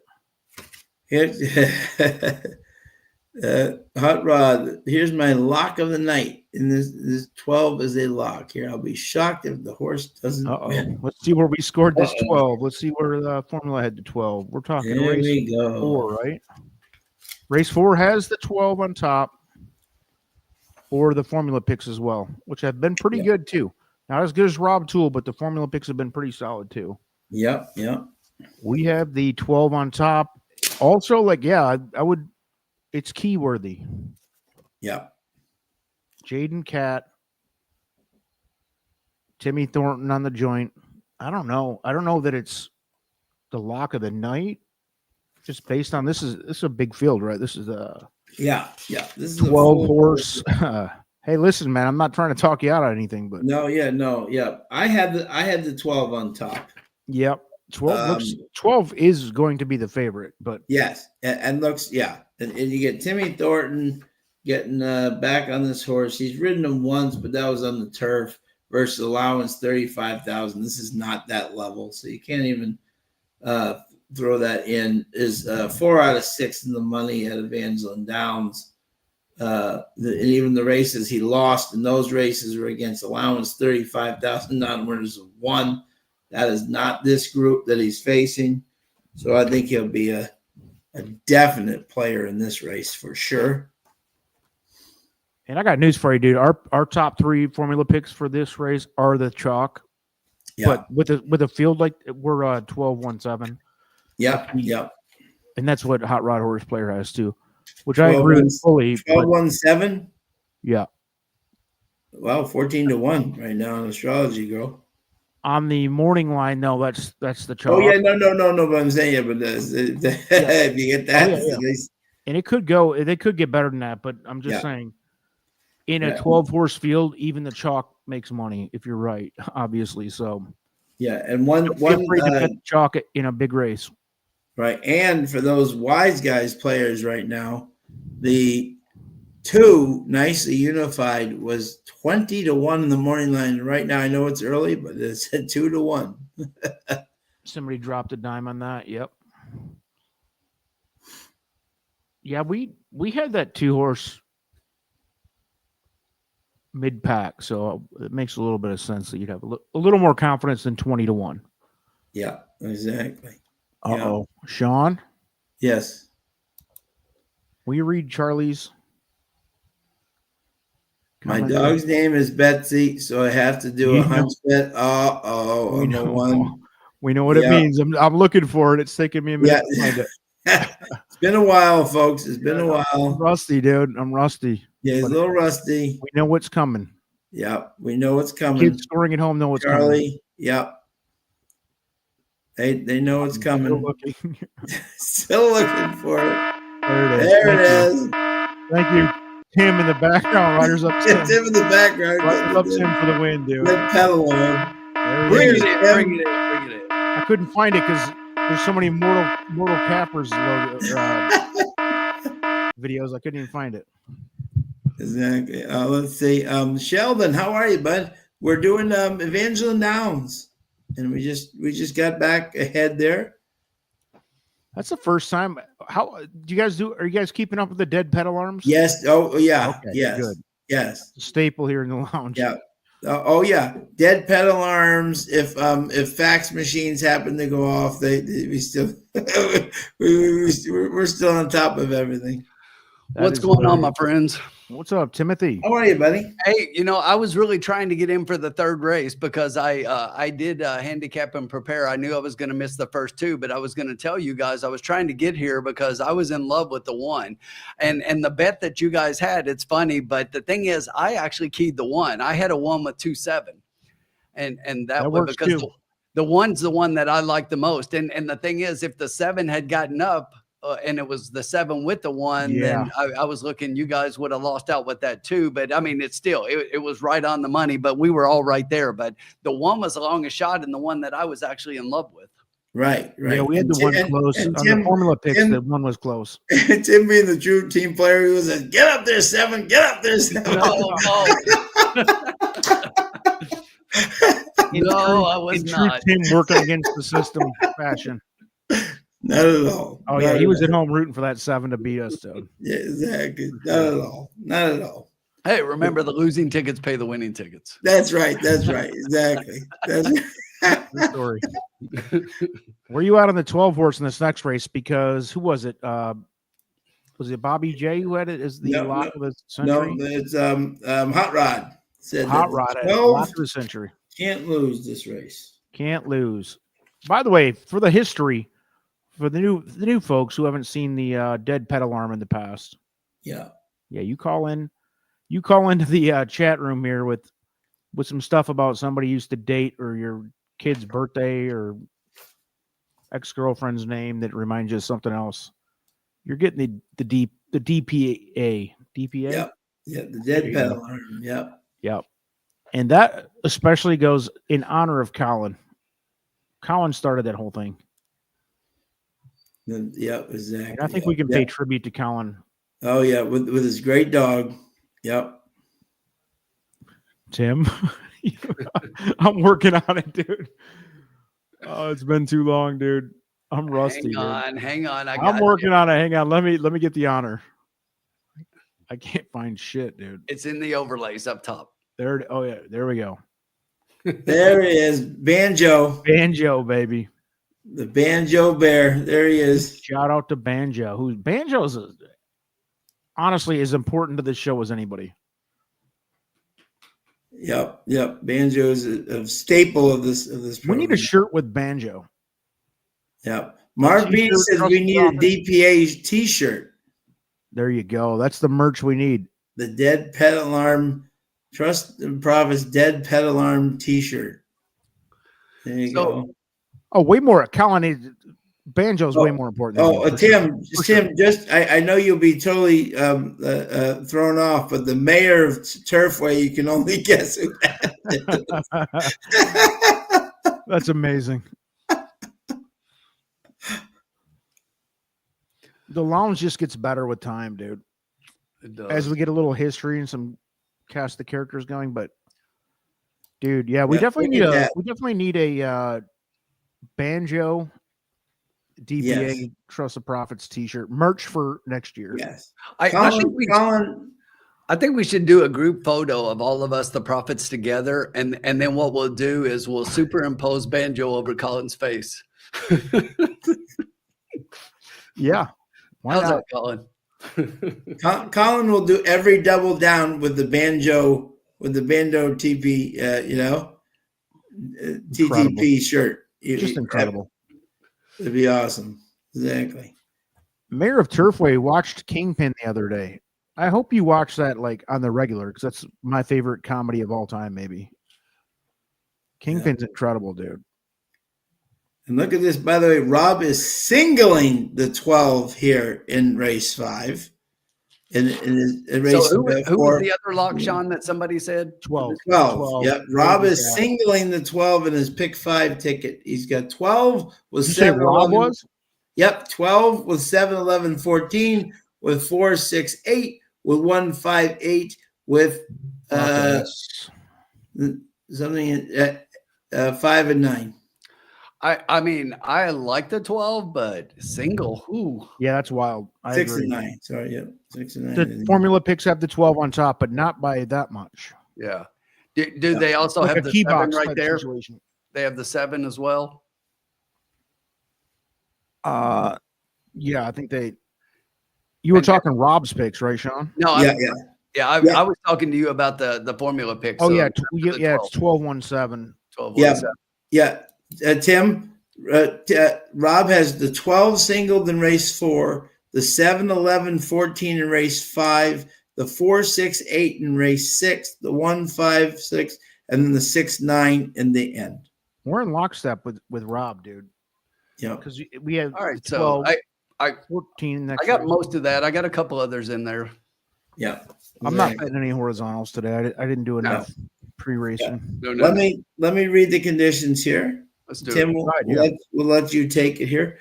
7 furlongs, the state claiming 5,000, non-winners of 3, purse 13,000 for accredited Louisiana bred fillies and mares, 3-year-olds and up, which have never won 3 races. And let's see if we have any scratches. Once again, Tim, the Evangeline letting the people have numbers and numbers of horses in their races, which is great. No scratches, full field of 12.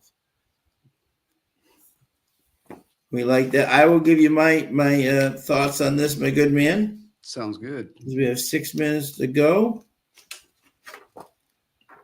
Okay.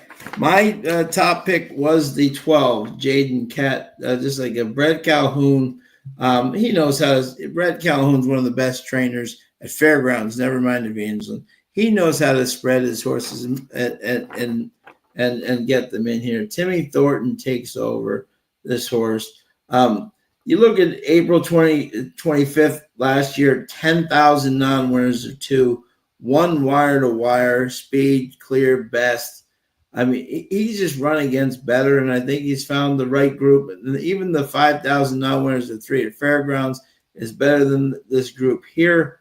And he gets Tim Thornton to come back on. They're 31% together. I mean, this horse just looks like an absolute play for sure. Does he look like an absolute lock? I don't know if I go that far, but definitely the horse to beat for sure. And then my second pick was the 7 Astrology Girl, Julio Ramirez and Juan Vargas, the rider of Timmy's Coal Battle, is on this horse. The horse is.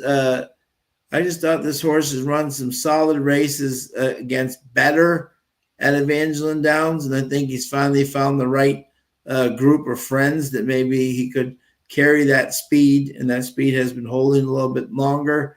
And I think that horse is definitely going to try to steal this race up front, and could definitely hold on for a slice.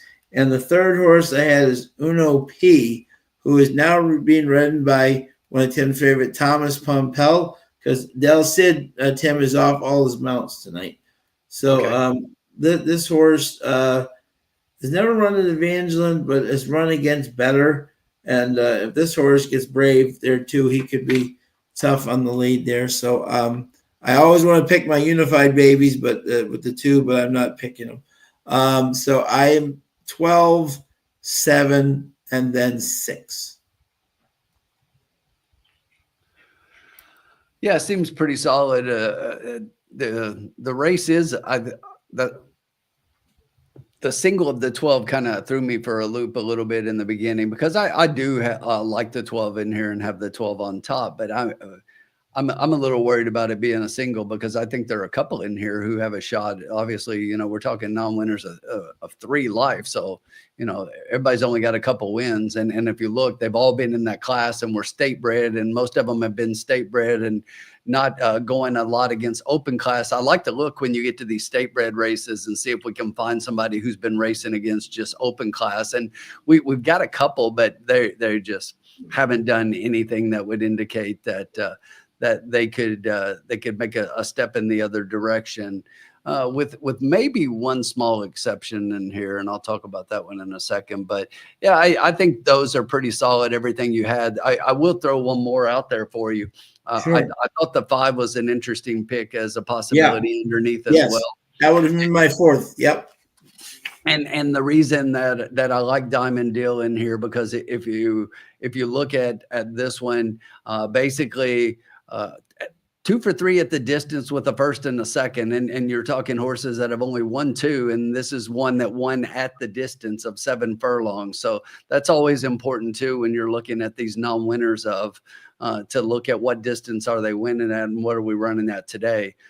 So I always like to keep an eye on that. And this one seems to be off a 12-1 morning line, seems to be taking a little bit of money. So that always means that there's a little bit of interest there. It's dropped to 8-1. So definitely one that's interesting. And I got it as a potential 3rd place play, maybe underneath. But it's funny because I was 12-7-6, exactly like you had it. That's why I was asking Ombre if he had 7 second, because that's the one I had second.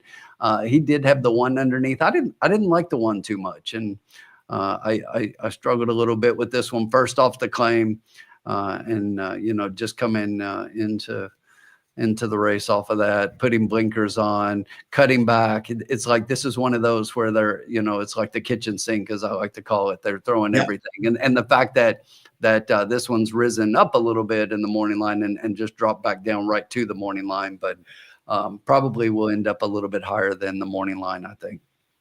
Yeah.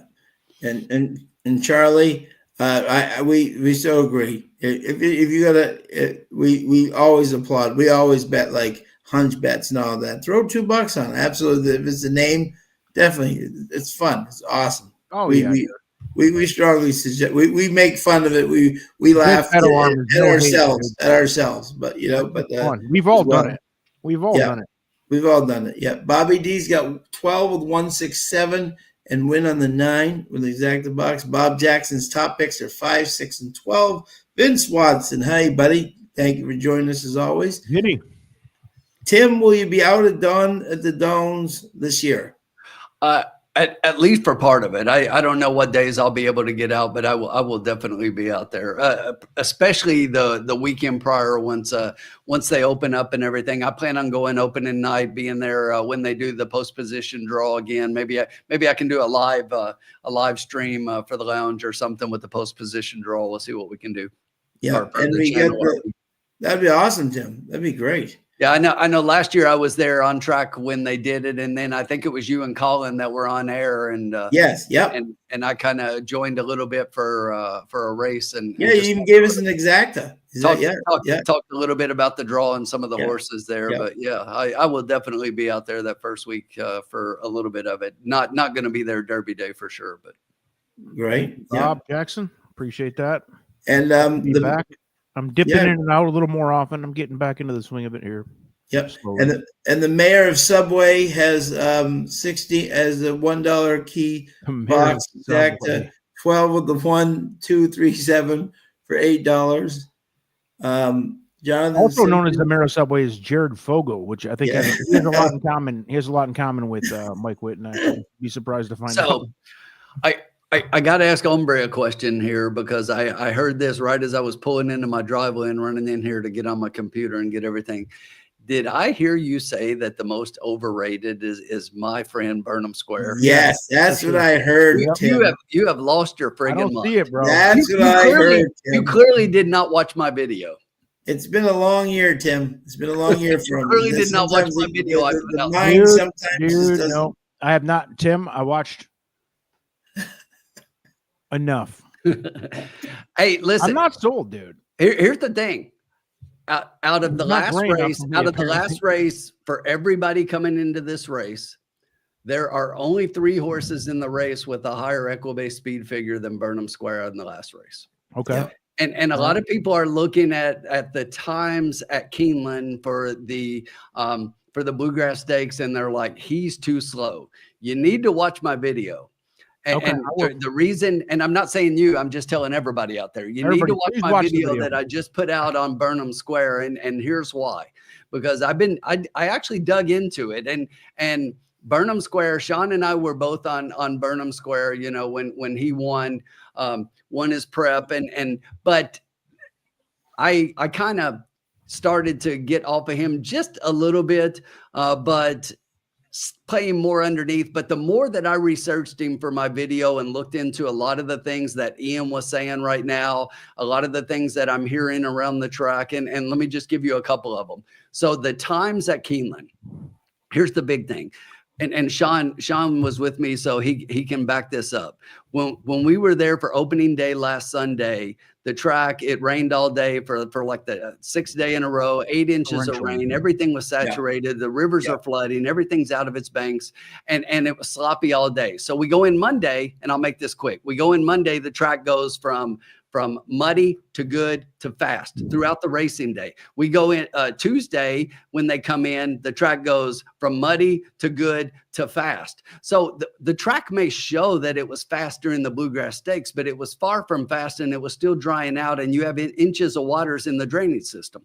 So that track has been playing slow. Let me give you an example. Yesterday, there was a baby dash, a 4.5 furlong race for 2-year-olds. Okay. They have run 92 baby dashes, and it was won by a Wesley Ward horse who is not slow. Yeah. And as are none of his babies. But out of 92 baby dashes since Keeneland went back to dearth, this was the 3rd slowest baby dash of all of them. Why? Yeah. Because the track is playing extremely slow. You're telling me that Burnham Square is faster than we think. He's faster than you think. And that equal-based speed figure shows that, because that's why everybody's looking at the speed figures and they're looking at the times and they're like, that speed figure is wrong. It doesn't back up the time. But if you look at everybody across the races and you calculate it out the way that they do the speed figures, whether you're looking at buyers or you're looking at equal-base or you're looking at, at any of them, the time form, they all show that he made a little bit of a move forward. And there are only 3 horses that had a higher last race, and Burnham Squares was a 103, and 2 of the 3 were a 104, and one of them was 106 or 107. Yep. So it's like he's right there, buddy. And I'm telling you, he might not win. There are some questions that I didn't say he wasn't going to win. I didn't say he wasn't going to win. I thought he was the most overhyped. Well, hold on. And he might not win, but I definitely think he better be in your trifecta. People say, "Oh, nobody ever wins the Derby from the Bluegrass." Yeah, but 3 out of the last 4 years, the horse that won the Bluegrass has been in the trifecta. Yep, big late scratch here in the race 4. Number 1 has been scratched. Oh wow, we're 0 minutes. Do we have a final? Do we have a final bet even? Yeah, Tim got really angry at me. So no, I'm gonna do this real simple. We're gonna play a $5 exacta box 712. Punch it. Punch it and run. Okay. Let's see. We have to play the thing. Yeah.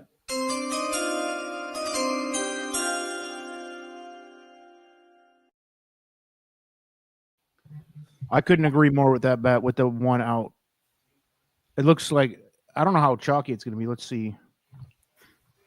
No, 712, you said, right? Yep, $5 exacta box 712. Yeah. Oh, we're moving the needle on the 12. I think there was so much confidence in the 12 in here. Yeah, 12-7. You're boxing it? Yep. How much? I think the 7's got a shot in here, and I'm hoping the 7 goes on top. I don't think the 7. That's why I said I don't think the 12 is a single. So, how big of a box are we doing here? $5 for 10 total. Okay. You heard it here first, folks. $5 exacta box 712, real clean and simple. And by the way, the formula picks agree with you. I think a lot of the people in here agree with you. And horse players betting an ice cold 12 on top, which I can't. Yeah, and I would say if you want a better trifecta box, throw the 6 in there and bet those 3. That would be my next play. 6, 7, 12. And if you really feel good about the 12, just key the 12 on top of the 6 and 7 and play a $4 simple try for $2. Yeah. Bada boom, bada bing. Yep. Banjo agrees. Shout out to Banjo. All right, we're gonna do it, folks. If you know somebody important, Rob, who can give us permission for the live feed here, it would really help out the cause here. But what are you gonna do? Rob has been on fire tonight. All we're gonna do is help promote the racetrack. I mean, what are we doing here? Okay, let's see. What do we got here in the chat here? We have Bobby D, exacta box 12756. He's in winning the 9. Okay. Hot Rod with the 1 scratch in 12-7. Ice cold. Ice. Charlie Cahill, good luck, my friend. Thank you, sir. Chaz Cahill in the house. What's up? Bobby D. Johnson. 2. Jimmy White's going 5679. Exacta box. Scott Luddy asking, is Rodriguez going to run? Yes. He's running. Yeah, he's definitely in. And a lot of people, Hot Rod, you still in here? Is Rodriguez running? Hot Rod's all over him. He loves Rodriguez. Yeah, we just released. Speaking of that, if you're not familiar with our channel, the Spotlight series, we're going to try to hit as many of the 20 starters as we can. Going to be a little delay on this. There's Hot Rod. He knows he loves the Rodriguez, man. Rodrigo, Vinny the Jet Rodriguez, Benny the Jet Rodriguez, rather. Hey, I'm not anti-Rodriguez. It's just I've got some opinions and some questions about him, but I see what everybody sees, and it wouldn't surprise me that it happens. I just don't think it's going to happen. Yeah, Rodriguez was actually an American-Mexican musician who got very big in Australia and other places, and that's actually who Rodriguez is named after. That's wild.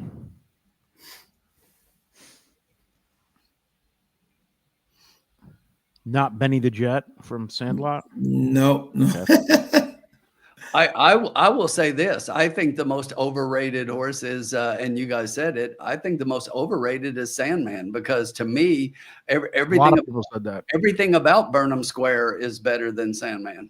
Mm. To me, Sandman Sounds like a side bet. Sandman Sandman is a versus poor man's Burnham Square. Oh, Yeah. look at this. Yeah. This guy's out of his mind. This guy's out of his mind, folks. I respect you, Tim, but you've lost a little bit of credibility here. I'm getting I'm getting a ton of DMs right now talking about how Tim's lost his fastball here. Sandman is the drunk at the party in this stretch. Easy calling. You don't want the Holy Spirit coming after you. Yeah, but Colin going against Sandman is actually good for the general public for betting. There will be a short delay, folks. I wonder if the one may have been hurt.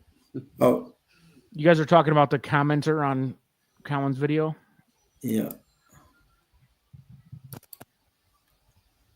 The Holy Spirit will come after Tim. We have so many wonderful commenters on our videos, as do everybody in social media, but Sandman is Dave Waddle. Go watch Dave Waddle. What does that mean? I don't know. I have to watch Dave Waddle. I know Tom Waddle from the Bears. Tom Waddle, bit Boston College, Chicago Bears. The slowest white boy ever to play wide receiver. Yeah, but could catch the ball.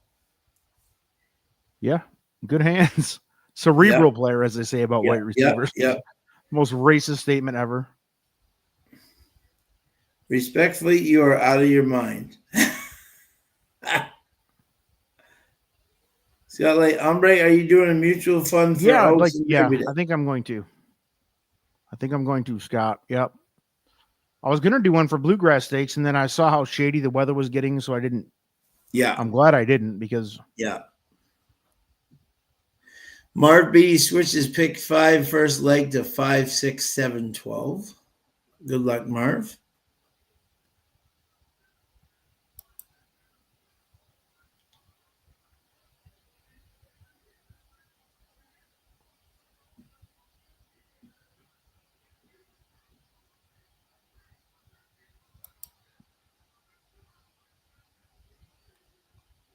What was the cause of this delay here?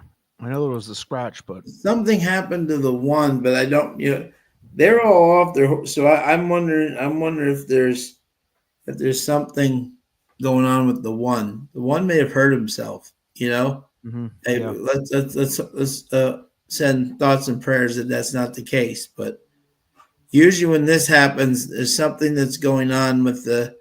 Because you don't need a replacement jockey for a horse that's scratched, So I wonder if he hurt himself somewhere on the gate or something there, Or maybe a facility issue. Yeah, it could be. Yep, that could be the facility. Yep. Hopefully it's that. Rob, I don't know if you're watching. If you could let us know. Don't know if it's a toad or if it's a. Could be.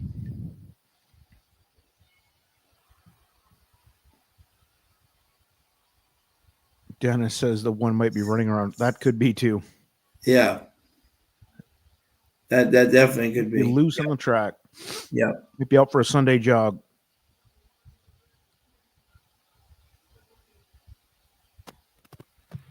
Dennis, I wasn't going to address the DPA, dude. Oh, Rob said the one flip behind the gate. No, that's why I had to. Yeah. So thoughts and prayers to the horse in there. That's what I figured happened, because for that Hombre, in my experience, I've seen that happen at Woodbine. When they're like that, that means a horse or a jockey flipped near the gate.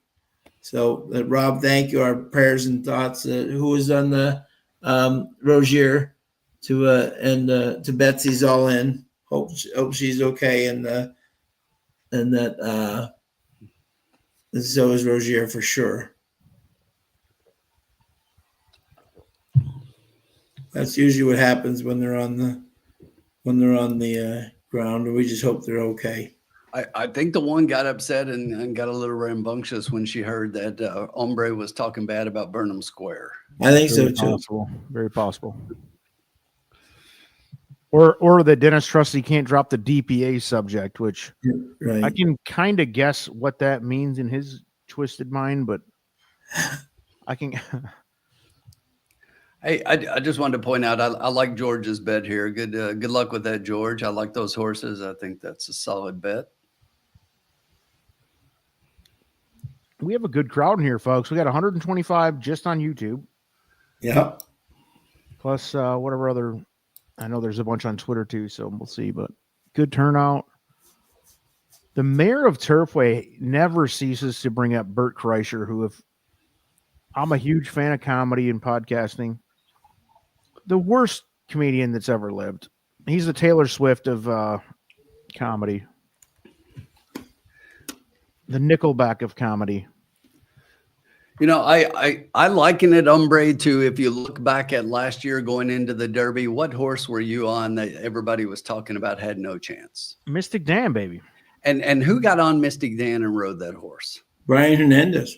Oh, imagine that. B. Hearn. Okay. I like where your head's at. Dude, he knows his way around that track. If anybody's going to get a horse a trip that's coming from the back, I just think that he's the one. And by the way, folks, Tim and I both saw Kenny McPeak at Keeneland. We've got to know him through see him at the tracks. Do not throw his filly out in the Oaks. She could be a major player at a good price.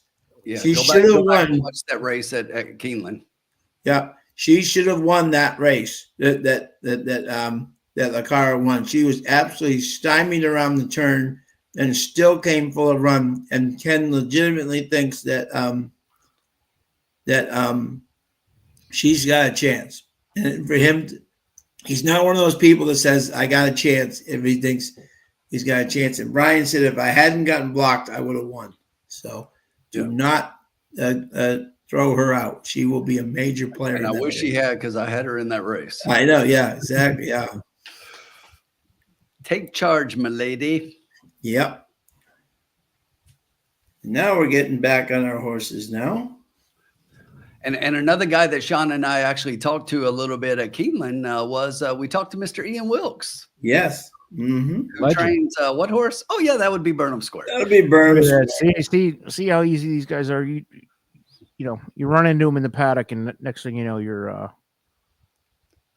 bought and sold. But actually, it was funny I'm because kidding, dude. I think the horse is definitely live. I would be bought by everybody. Yeah, me too. I mean, come on. If I bet who I met, it would be all. I just have all 20 horses. But I thought it was really cool, and it shows the kind of trainer that Ian Wilkes is. And there was a maiden race, and Sean and I both liked his maiden in that race. And she ran towards the back, and she actually was running away from horses. And we saw Ian there, and he's actually outside behind the paddock, up watching the TVs and rewatching the race, because he was trying to figure out. And he's like, she's running away from horses, and he's telling us, what's she doing, and didn't expect that. And it was just kind of funny that he's sitting there evaluating his horse and talking about how it was definitely not what they expected from her, and they have to kind of go back and figure things out. But a lot of people don't realize that going into the Holy Bull that or the Fountain of Youth, the one race that Burnham Square finished off the board. Ian came out after that race and said, you know what, I've been training my horse wrong. And he said, I've been way too easy on him. And he changed things up and started toughening him up. And then what's he do? Oh yeah, he came back and won. So, and not only that, look at that workout that he threw at Churchill Downs right before he went down for the Bluegrass, and he smoked Churchill Downs. So likes the track. I like it. Yeah. Probably Saturday. Did anyone see, by the way, Sovereignty yesterday moving over that track yesterday? He was full of life, being back at Churchill Downs. We know he likes it. Yeah, I had one person actually say this to me, Ombre. He said, how can you say that Sovereignty is that much better than Sandman? I said, he beat him by 8 lengths in the street sense at Churchill Downs. I said, that's Sovereignty one way. Sovereignty's gonna win, bro. Sorry. If Junior wins, I can tell you right now, I will have a party up here. if I get my boy home, that would be absolutely amazing. Sean will have a drink with us. Absolutely. All right, guys. It looks like we're making our way towards the gate here. Hopefully, we can load up soon. This is going to be my last race, folks. Now I take that back. Now they're circling in front of the gate, and the jockeys are not even on board the horses. No. So that is not a good sign. I hate to say. Yeah. There may be even a chance of, I hate to say it, of a cancellation, because if something like that happens, then sometimes the riders will just say, no, we're not doing it tonight. Especially if their rider's hurt, it's all competition, but it's a brotherhood, Absolutely, 100%. And if you have if you have one of your own go down at the gate, it's very, very hard to concentrate mentally. And when you're riding 1,000-pound animals, that sometimes just the jockeys will say, not tonight. Sean's heard me say, Sean's heard me say it before. I'd rather lose a bet every race than see a horse. Amen. Oh, yeah. Amen. Yep. Amen. The only person that disagrees with that is Dennis Trust. That he really loves to see Wins. trauma and disarray on the track. Rob said, guys, L will leave after this race. We're going to take 40 minutes. I got to pick up my daughter. That's why I'm hitting Gatorades instead of beer. Dude. But Dennis, you'll understand.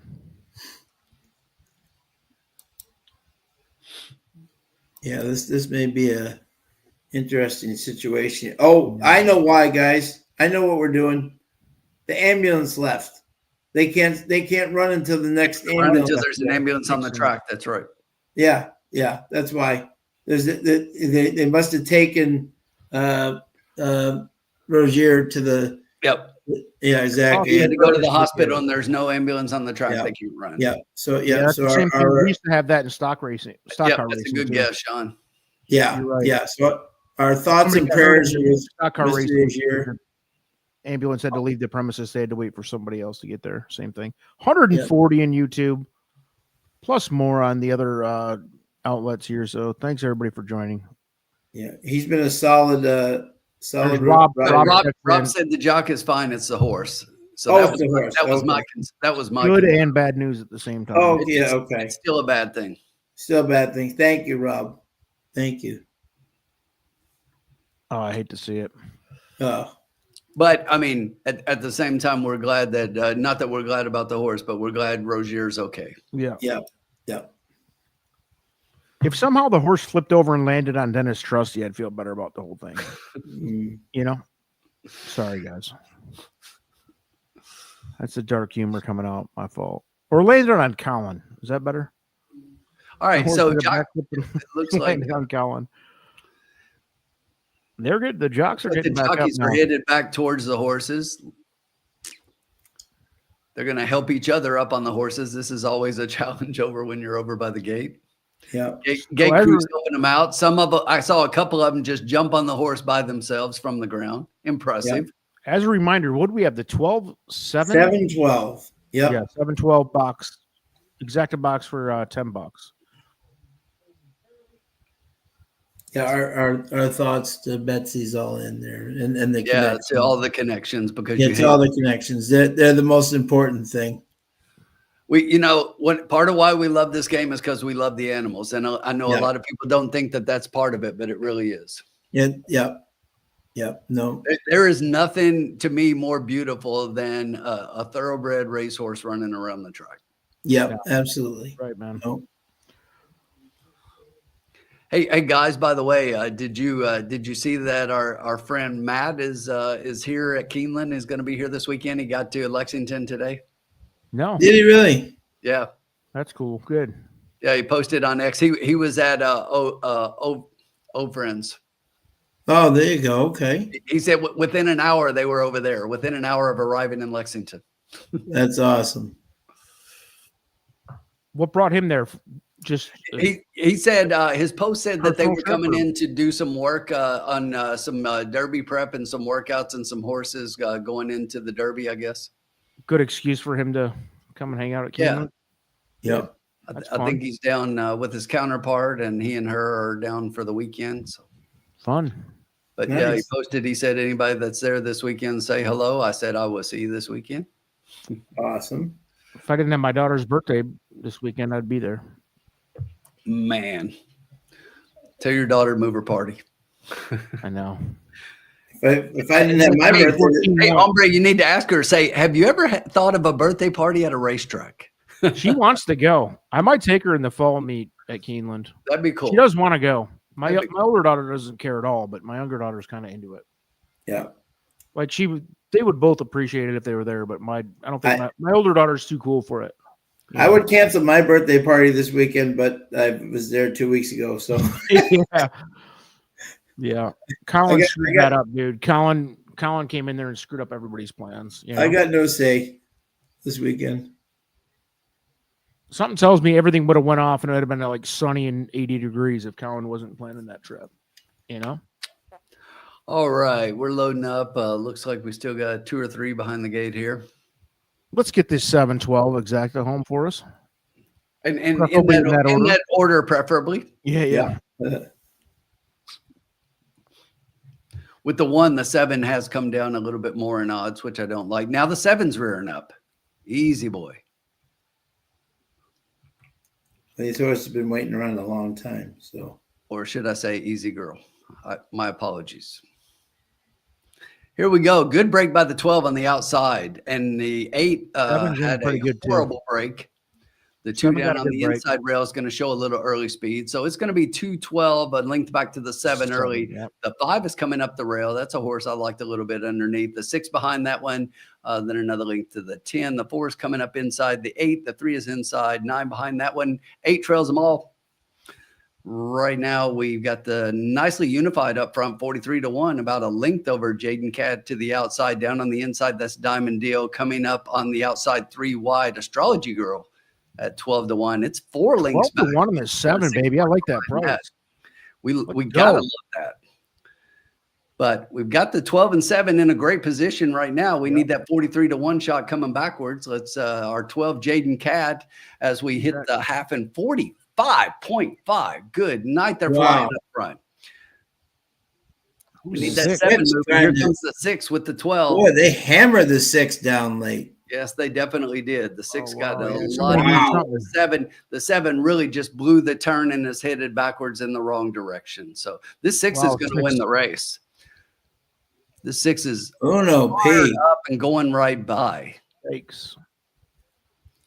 It's going to be 6-1 morning line. We had the 6 and 5th overall, or 4th with the 1 being 12. That was 12-7-6. Same with me. But we did not get that 7. Yes. That 7 faded to last. JG Funk liked it. Let's see. Did anybody hit that one? I will also say this, okay? And honestly, Tim, in your defense, right? Did JG Funk hit that? Good job, JG Funk. I didn't see any pre-race brag, but yeah, George Peak, sorry, my friend. Yeah, but I will say this: if you're a Evangeline fan, okay, those horses were standing around for like 10, 12 minutes. Yeah, they had already warmed up. Just put a line through some of those races, like in the sometimes horses, if they're a creature of habit, and then they're and then exactly they can not run their race. You know, they've already run the race before it's even run. So that may have been a case with some of those horses there. You know, especially waiting long like that. A long wait can do a. Yeah, but Bad thing. how about Tommy Pompeo jumping up on the 6 horse, getting hammered late, knocked down Yeah. to 2-1, and Yeah. coming flying in the lane to win the race? Yeah. Uno P. Oh, JG is a 612 exacta box. Nice job, JG Funk. Yeah, nice work. Great job. Yep. Yep. I actually canceled my bet because when I see horses standing for 10 minutes, I just that changes everything. I the change. I left my bet in there, but you're Yeah. right. Yeah, Yeah.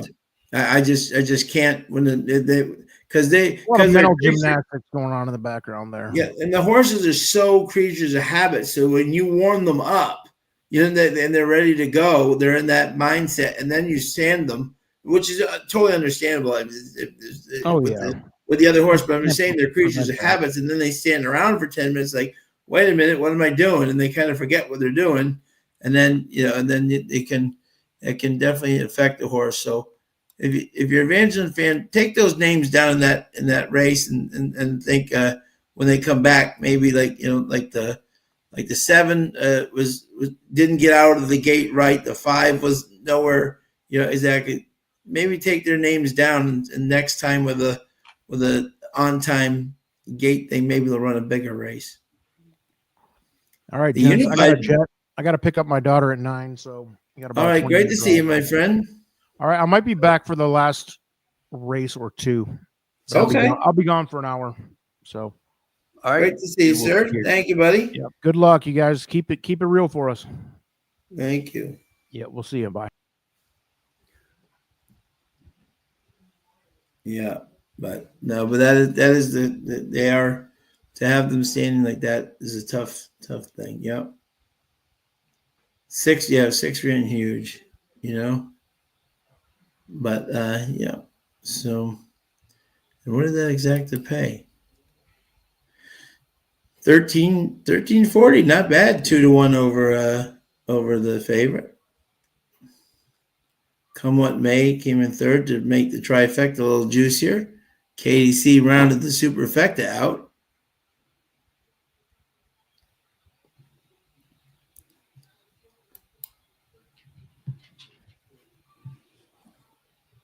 But as we always say, Tim, we turn the page, right? Malathot, if you're talking about Matt coming to Keeneland tomorrow, I believe he's going to be there every day for the rest of the weekend. Yeah. They came in today. I would be really surprised if he's sitting in Lexington today and not on track tomorrow. Yeah, absolutely. Absolutely. And we are, I think we're still on the turf. We are on the turf, right? Are we? Should be. I don't know. Yeah, allowance option of claiming on the turf. Yep. Exactly. And let me read the conditions here.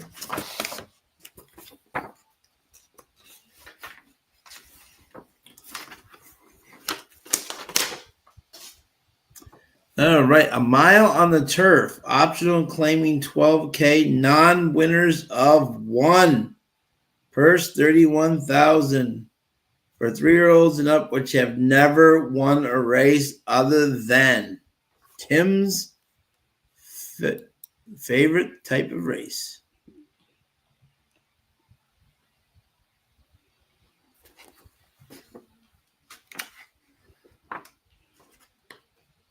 And how many minutes do we have left here? Let's see here.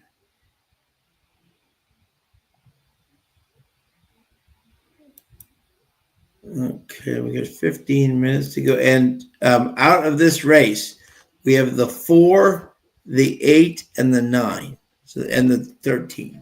The 14 draws in.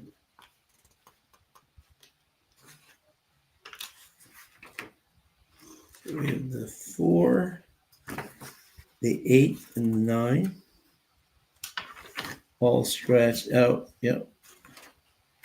And then the 13. Tim, what were your thoughts on this race, my friend?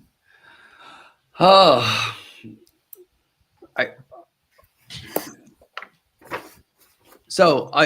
just go start with this. Yeah. I look at the 14 drawing in and the way that this horse is 4 to 5 right now. Yeah. let's see, what 8-5, excuse me. I don't get it. I don't see it, honestly. I don't like the horse. So I'm kind of playing against the 14. Do I see the potential to win? Yes. But and I know we're on the turf, but it's been tough to close. This horse is going to be back a little bit. It's going to break from the 14 hole. So going to have to find a way inside before they hit the first turn. So I'm kind of playing against the 14 a little bit, and I'm you know you go from that one, and then you've got one a little bit lower than that in the 7 Sabi, who is currently 6-5. But to me, that's another horse that is also going to want to be a little bit further back and close up, which I know getting Tim Thornton is possible. But I'm just going to give you this one. Here's who I like on top. I like the 6 Perry County. Yeah. And this is a horse who I think fits the race, fits the racing conditions. Optional claiming is dropping down from straight allowance class. And I just think that this horse has put together, if you look at the races on turf, the 4 races on turf, has 2 seconds and a third. So has run decent. The speed figures stack up against the other horses in here. But the thing that I like is that the horse wants to be forwardly placed. So in this particular race, I think that the 6 might get out there and shake loose a little bit. So some of the other horses that I liked to be out front, I'm not sure that they have the staying power to stay with that one. So if you remember last week, Sean, the race that I hit at Evangeline was the turf race. Yeah. And the one horse that I really liked in the turf race was a horse that I thought was going to be Lone Speed. And I think in this particular race, I think that's the 6. Yeah. Yeah. So I'm gonna take a flyer on the 6 on top and say that the 6 is going to get out front and potentially win the race. I think you have to include the 7 underneath. I would hesitantly add in the 14, but if I'm looking and trying to find somebody below that, one more, a horse that kind of stood out a little bit to me initially, had to scratch out. So I went back to the drawing board and tried to figure out where I can find somebody who might bring a little bit of value to things. And it's a crazy price, but I'm gonna take a little bit of a flyer here on a horse who's got a lot of races, and that's the 11. So the 11 just loves to race on turf and seems to be consistently meets the conditions here, but seems to be consistently pretty darn close. Has 16 races in the money. Is a decent price, and I think is one that's going to be mid pack place that has a better opportunity to get apart than a couple of the lower priced horses. So I want that one to be a part. So the way that I would recommend playing this myself, and not saying that this is how you should bet it, but I would take the 6 on top since I like it, and I would play the 6 with the 7 and 12 with the 11, and the 6 with the 11 and with the 7 and 12. Yeah. Yeah, no, that looks, yeah. Yeah, Colin, I mean, Colin said he likes the 7 a lot. I get it. I like the 7 a lot more than the 12, but again, I'm trying to find a horse who might get loose out on the front end. And that's why I say that the 7 to me is the horse to play underneath, way over the 14, who I don't like near as much, but I get why people like the 7. I'm just trying to play against the odds on here. Yeah. But my question when I was looking at this race, and I put in my notes, why is the 14 here? Why is the 14 here at Evangeline Downs? You know what I'm saying? That he runs a huge race in California. I'm saying, at maiden special weight, comes flying, just misses. You know what I'm saying? Against much better, and then wins in Ireland, then comes in second for Phil D'Amato, and now he's at Evangeline on the turf. You know, Yeah, for Jonathan Wong, so a new Yeah. trainer again, and it's just like, yeah, there's a lot of questions here. First time gelding, Sean. yeah, right. Like, what did I miss in the middle? That he? How did you mean? I mean, Yeah. and no, obviously, no Really, disrespect to tons Evangeline at of all. questions. But Tons of questions. even if he's at Laurel, I would be like, what are you doing? I'm saying the horse comes in second to a very good horse at a maiden special, and now is it Evangeline? Just an optional claiming race? It just what exactly what? But for Jonathan Wong, it just to me, I'm like, if it looks too good sometimes to be true, it's like, Yeah. oh, Totally agree, and that's part of why I was playing against. It was another one of those, and first time gelding. So why do they geld a horse? Typically because they're being difficult and they're having trouble with the horse. And yeah, no, absolutely, and the fact he does get help, and I used to win on this angle all the time at Saratoga. Somehow Mott and Paulson and Bailey would always get the outside post at Saratoga, and somehow I've told you this one before, Tim. I told Colin this, and he actually won on this with me. The all the inside horses would scratch. You know what I'm saying? And Bailey's horse would move further and further and further in. So when they had that, that means that they were trying, at least for the 14. You have the 8 out, the 9 out, the 13 out, the 4 out. So at least you're moving in from the way outside, at least to still a tough gate, but a more respectable gate, if you will. yeah. Yeah, I think this is honestly, I don't even need to look, Tim. I'm just gonna do it. I think you can hit the button. I'm gonna.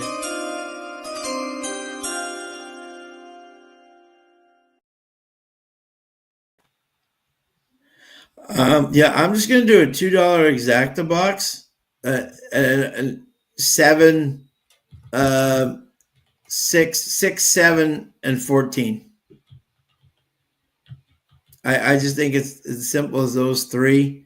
I'm not going to throw the 14 out. You know what I'm saying? But I think your 6 could actually steal this race. And if the 6 gets in with one of them, Yeah, and that's what I'm hoping for as well.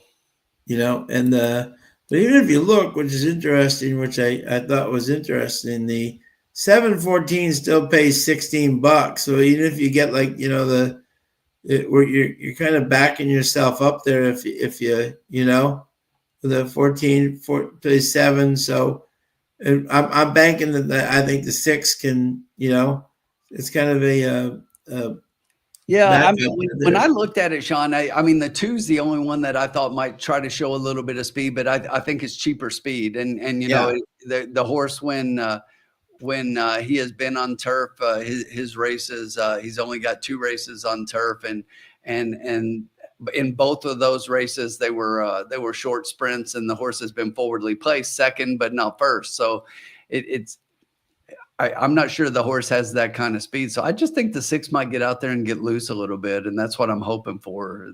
And we get a little bit of a price. And off a 7-2 morning line, I'm a little bit surprised, honestly, that we floated up to 12-1. Yeah, exactly. And me too. Those are my 3 picks, So I thought. All right. What about you guys in the chat? Let us know what you think, what you're betting, what you're going to go with. Hot Rod said he's starting the pick 4 here with 7, 10, 11, and 14, leaving out my 6. Charlie said he's got the 14 to win. He thinks the 2 turns will give him time, get it done from the outside post. And yeah, he benefits. And Colin mentioned this. He benefits from the 4 scratches in that he's going to move inside and be in the 10 instead of the 14. So he's not as far out, but he's still the outside horse. Yeah. But, it's just like Sean was mentioned. And the thing is, I mean, the primary reason, and Sean, tell me if I'm wrong, but the primary reason that most people will geld horses is because of their activity level and a little bit of maybe behavior, and they're trying to get their activity level down because when they get all the hormones going, a lot of times what the horse will do is they expend a lot of energy And by gelding them, it helps them to calm down a little bit more and not expend all the energy. And that way they've got the energy to use in the race and not for all the extracurriculars. So for the most time, it just says that the horse has probably been acting up, and you can look at him right now, Sean. And even though he's pretty keyed up. Yeah, he's feisty. He's just a feisty horse, I think. And you know, even with the gelding, you look at him and he looks feisty. So he's expending a little energy right now. But I will say this: he does look good. Yeah, the 6 looks very good. JG Funk's going 7-10 exact box. Good luck, JG. I like the 6 here, and I'm almost certain this is going to be our speed.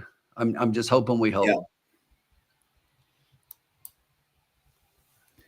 That's why I bet for this purposes, for our purposes, that's why I did the box.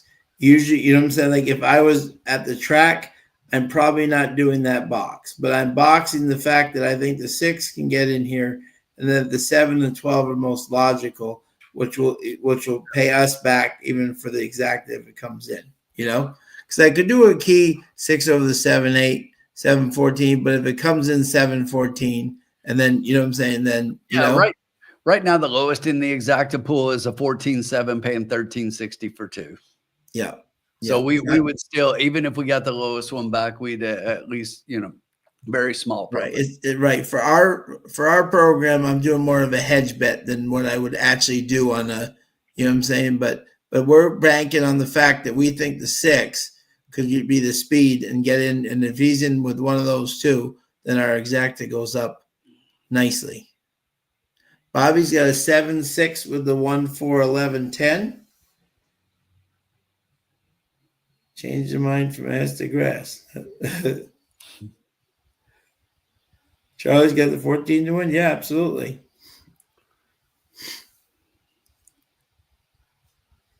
Colin likes the 7 a lot. I mean, there's no doubt the 7 should be the favorite in this race. I totally understand. Yeah. I'm just trying to beat him. I mean, he's getting Timmy Thornton up instead. I mean, he's picking up the ride. I'm guessing probably Dale Cid was supposed to be on this one since that's a rider. Yeah, he was. Yep, that's why Timmy Thornton's on it. Yep. Which is a big pickup. Yep.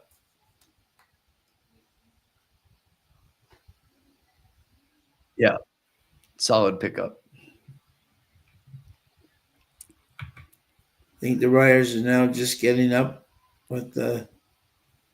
I wonder if something's going on with the track too, because there's 2 minutes to post and they're still in the paddock.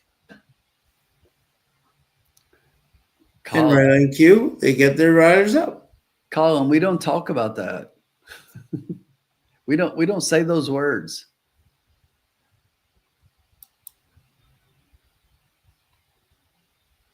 Which one are we talking about, Colin? Because I've like purged them all out of my brain. Yeah, Debbie the Diamond. Oh, that's right. The 3, Dustin the Diamond. Yeah. No love for that horse at all. None.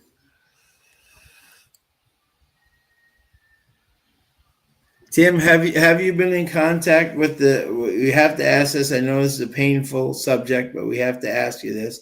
Have you been in contact with the Churchill's people picking Simone Biles over you to do Riders Up? You know, I was extremely disappointed this week when I saw that announcement, Sean, that once again I was snubbed for the Riders Up call. Yes, exactly. Yes.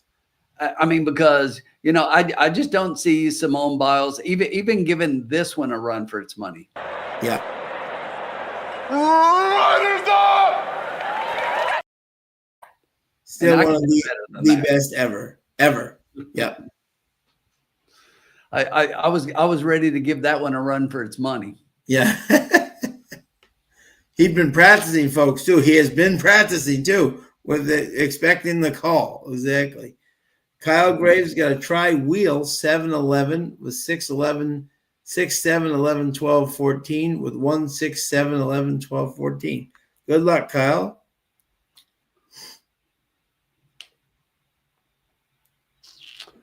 Timmy Thornton on the 7. Change to your program. Yeah, she Do better we know, do it. do we know why, Double- Sean? I came in late. Do we know why Del Cid is off of all of the And we do not know. No, no. 7 channels? Aubrey, Sean. Yep, there's my girl. Aubrey Green. on the 10. Always have to watch out where the lovely Miss Aubrey Green is. You know who's been on fire at Keeneland, and I'm watching her lately? Sophie. Sophie, yes. Sophie's been riding her butt off. She's been riding great. She really has. I mean, she brought home a winner the other day on a horse that when I saw the horse wanted to be to the lead, and I know that Sophie likes to ride like that, I was like, all right, I got to give this one a look. Yeah. How about Luis Saez gets tossed on his butt and he comes back and wins 3 races the next day? You know? I loved it, and he came back on fire, and I was honestly a little bit worried, and I'll tell you what I was worried about here in a second. But first of all, he, if you look at the announcement when he first went to the hospital, his manager basically came out and said that he was fine, and he wanted to ride the next day. He ended up, because of body soreness and everything, taking a couple of days off. But when he came back the next day, I was a little gun shy to bet him at first, because last year when he came back off of his injury, if you remember, Sean, I was actually talking about the fact that he looked a little gun shy on the track. Absolutely. And I was worried about him doing that. Oh, hell no. Louis said, no way. And he came back and he was just kicking everybody's butt. He's like, I'm behind. I'm behind in the race for the jockey title, so I need to pick it up. And he won 3 races first day back. Yeah.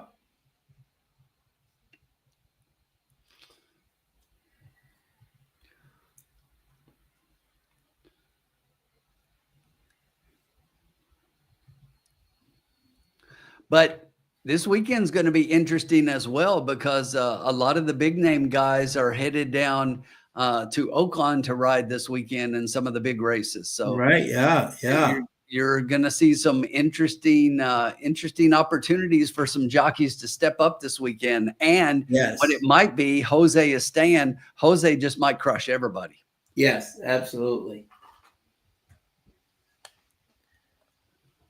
He's riding great even with them there. Although, unless he's riding on Cherie's horses. Oh, my God.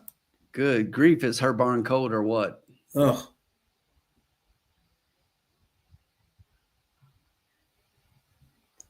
Not the start they wanted at all. No. And James White's got a pick 3, 4-8. Well, so.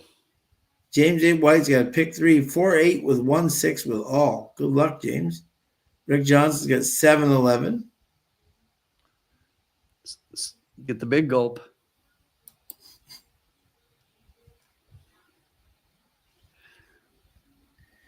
Zero minutes to post. Thank you to everybody joining us tonight. So appreciate it. Over 139 strong. Love it.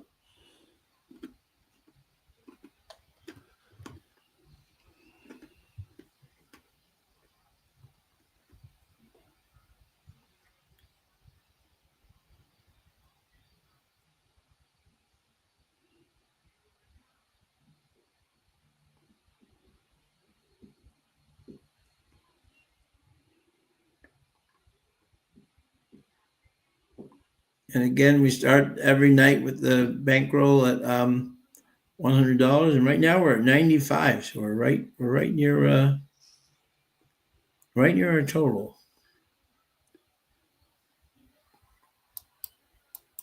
Which for a track we don't know is not bad at all. You know who I think's riding really well at Keeneland as we load up here as far as jockeys go, Sean? How about Mr. Ben Curtis? Running fantastic. He is loving that turf course. Yeah, and I love the fact that one thing you will never do about Ben Curtis is question his effort as to whether he's riding his horse all the way to the line. Yeah, absolutely. He's got that European style to where he's like pumping that horse and really bringing it home, and he will never be one of the ones that anybody here will go out and post a photo and say he wasn't trying. All right, Yeah. we are off. Oh, A really slow start from the outside. So there's that horse that we were talking about from the Yep. outside, come 14. on, He 6. There you got go. kind of left at the gate, and there's my speed up front. Yep. Come on, And my 6. speed is opening up 2-3 links to start the race. And over the 2 horse as we hit the first turn. Yes. Going into the turn, it is going to be Perry County. Got about 3 links over Astrology Protege out on the outside. Down on the rail in third is Southside, just outside that one, Lucky Promise. It's another length back to the outside. That is the 14 race in there. 7's down on the rail, 10 outside those. 3, 11, and 12 trails the field. The quarter was 24-3, Sean, just under that, just shy of that. Yep. Perry County looks pretty comfortable up on the lead right now. Still got a 2-length lead over Southside, who has opened up a little bit over Lucky Promise, starting to fade, starting to come up on the inside. Here comes that 7, the favorite. Come on, Sabi. Sabi. Here comes Sabi after Perry County. The 1 Southside is also starting to gain ground. We need Perry County to start coming on. The half. The half was a 49, not fast. Come on, keep going, Perry. Perry County should Keep still going, have Perry. horse Give him a left slip. here. Come on, but Perry. Opens Keep the giving him the door. slip. Come Sabi on. comes up on the Give him the inside, slip. but here comes the the slip. fight by Perry Come County. on. Perry Here County we go. fighting back on the Here we outside go. is going to pull Come on. away. Here we go. 6 and Only 7. winners in the lounge. Only winners Look in at the lounge, this. people. What did I tell you about the 6? 7-1 winner. There you go. That's how There we do we it. go. That's why we do it. Boom. Love it. Love it. Hope you guys got a piece of that 6. I told you, love that horse. Oh, This is the one. groundhog This has. is the race I won last week. I won on the turf. Yep. Yep. And similar fashion, picking out the lone speed. And Yep. this horse, they let him slow down on that second quarter, Sean. He went from a 24 quarter to a 49 half to a 113 3/4. And when Sabi came up inside, he said, mister, I still got lots of horse back. And he was like opening up at the finish line. Yeah, exactly. Yep. Exactly. Thank you, JG Funk. And groundhog. Oh no, groundhog did 14 with the 6-7. Oh. Cactus, believe me, if I could let Rob Toole, who calls a race a million times better than me, if I could let him do it and show that, I would. But copyright laws, and we are not permitted to show the races nor show the call. So that's why I have to kind of let you know what's going on. I do my best. I'm not good at it. I will admit that, but we can't do that. Sorry. Yeah, Charlie. Yep. Thank you, Bob. Excellent ride and well measured. Yep, I agree, Dan. Yep, Charlie. Yeah, 14 lost the break. 14 had a terrible. The whole outside had a terrible. But break. Here's the thing, Sean, and that's why it was a play against. There were too many questions. Yeah. And I'm not saying that the horse wouldn't have won otherwise, and it's definitely a try. You know, it's definitely something that you can say, okay, I think this horse has an opportunity here. It did, but to me, there was enough to say, all right, I'm playing against. And the 6-7 paying $38. I'm pretty sure I will have to look, George, to be sure. I thought, it's up. It's the 1. So it was a 1 at 12-1, and the 14 did end up coming in 4th. Yeah. So how about that, Sean? We got it. We got our 6 on top. The 6-7 is going to pay $38 for 2. We will take some of that. Thank you very much. Absolutely. I'll take it 5 times. I was hoping Jose would ride Caldera in the bathhouse row. Where did the 3 finish? He's somewhere. He stopped to get a hot dog along the way, Colin. So he's fully filled. Exactly. Look at that. Exacted. $19 to $38 even, my friend. Only winners in the lounge. Let me update our ticker here.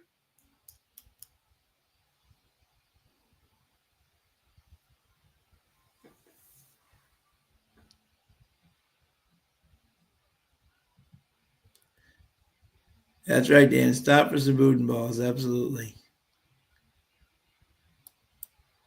Stop for some gumbo.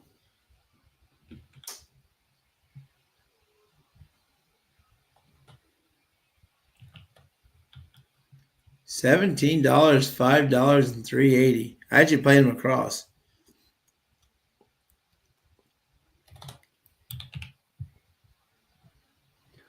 So that takes the bankroll to 131, Sean.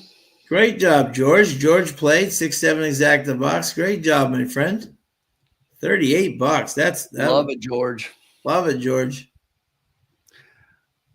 All right, Rick hit the try as well. Yeah, Ben Curtis has been good all year. He's a good jockey. I like Ben Curtis a lot.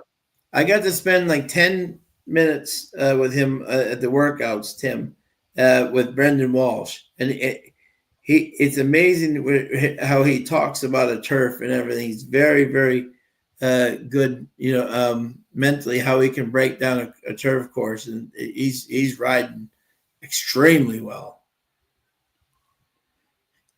And a great guy, too. Yeah, I liked him last year, when he was coming in riding Honor Marie. I mean, I kind of did a little bit of research on Ben Curtis because he was unknown to me at the time, coming to Churchill for the first time and had just brought his tack to the States and everything. Sure. And I did a little research, and I mean, he's just a guy that you can't help but like. And there was a lot there, and I'm just glad that he's over here riding, and he's been doing really well at Keeneland so far. It's great, and it's maybe not showing up in the win title right now. But he still does have, I think, 2 or 3 wins at least, and he's still riding horses really well and competing. Yeah, love to see it.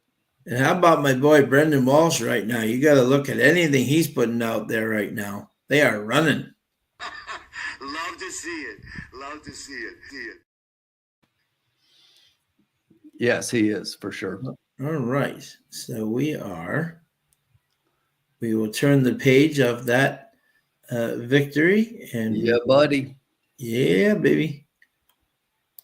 And we will go to race number 6. And we have a scratch of the 2. Dr. Lee will not be in here. Let me read the conditions here for our race number 6. I like this race.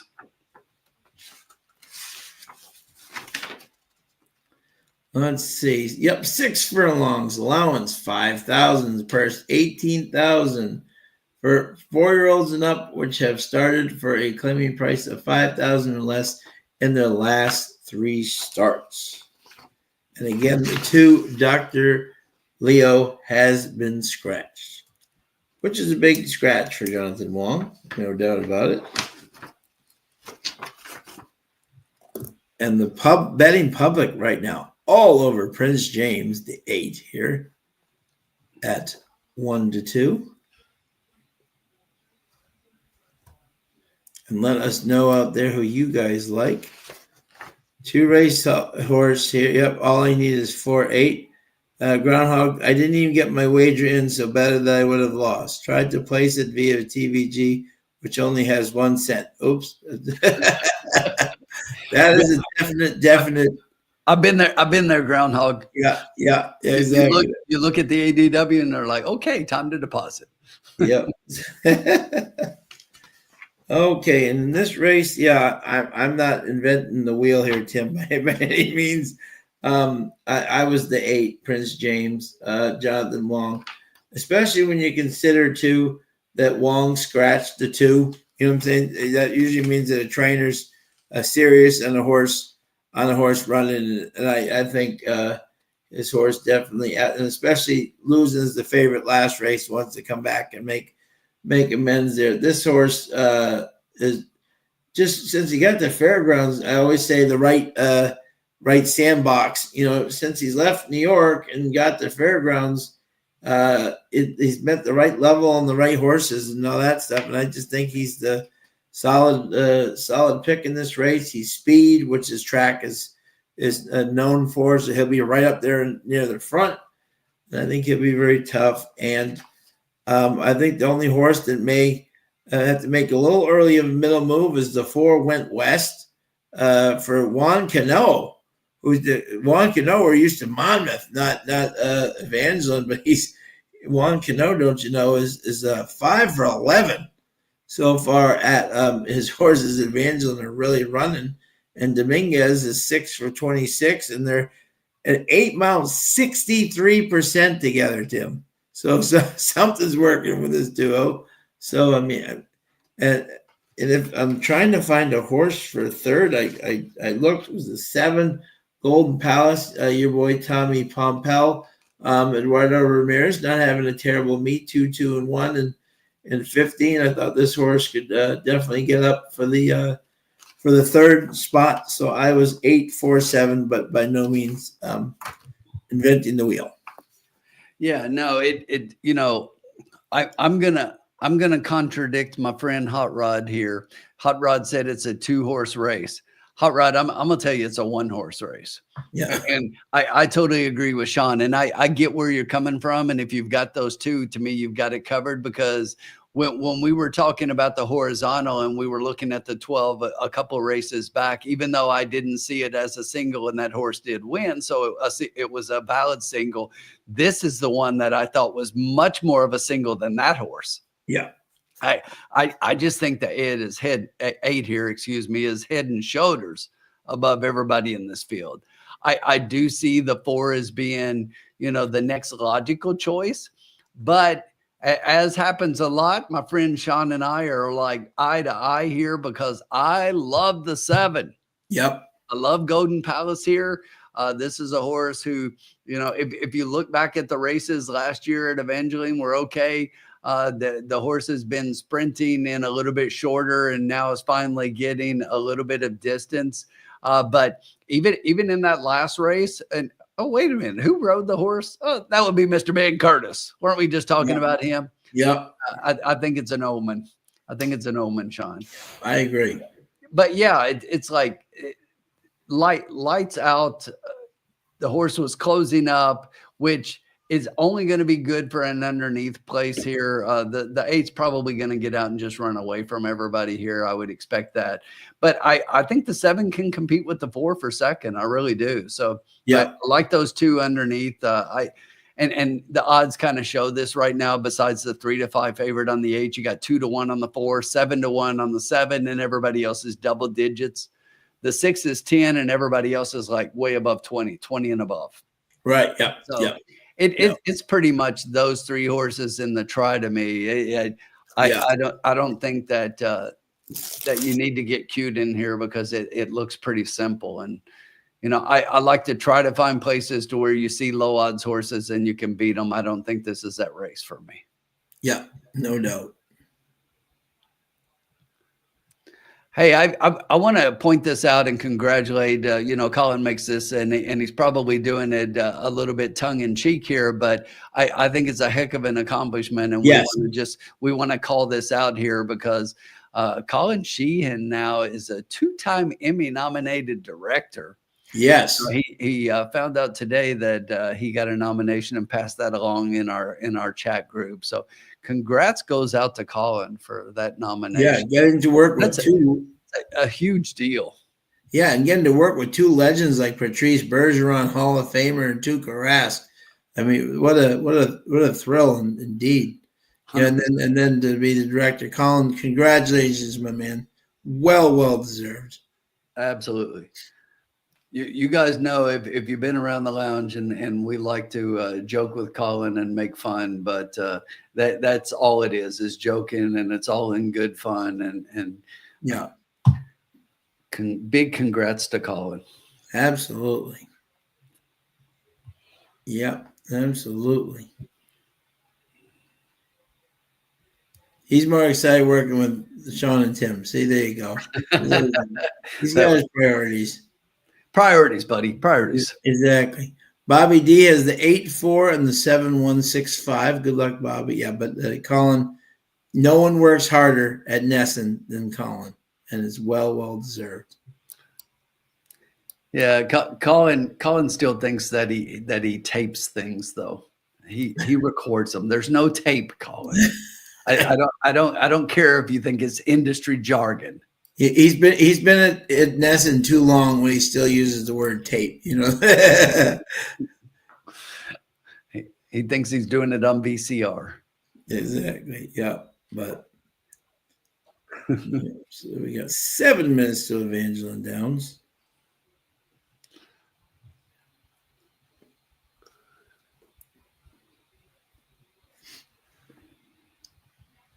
Thank you to everybody for joining us. 945 strong. Absolutely. Great showing for the lounge here.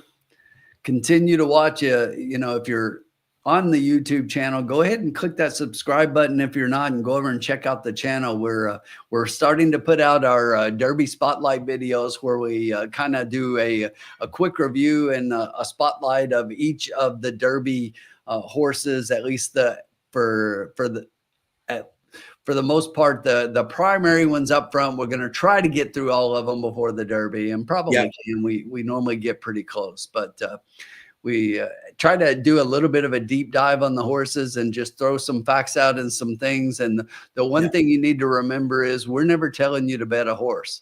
No, we're trying to provide you analysis of the horses, what's maybe the pluses and the minuses of a horse, and you put that in your data bank and figure out who you want to bet. Yep, absolutely. Even here in the lounge, we put in the lounge bet and give our thoughts, but take it, don't take it, put it with yours, don't put it with yours, and you know me, bet with conviction, right, Sean? Yeah, absolutely. Go with what go with your gut. As Colin says, yes, this is key. Unless Colin says to bet a horse, then do not bet on that horse, Right, especially if it's on the Derby trail, because chances are if Colin likes it and it's on the Derby trail, it won't even make it. However, if Colin does like the horse and he hasn't bet it, then bet it, because then he'll run a big race.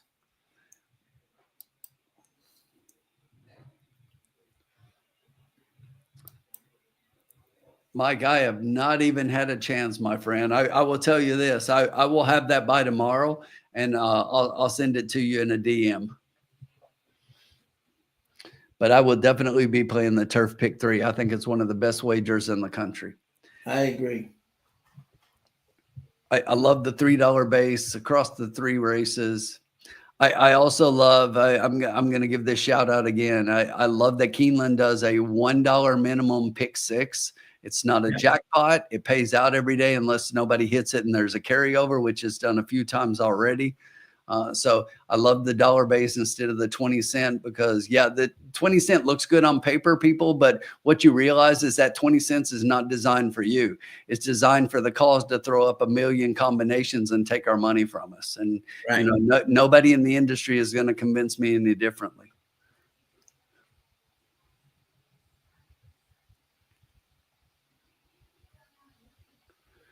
Amen.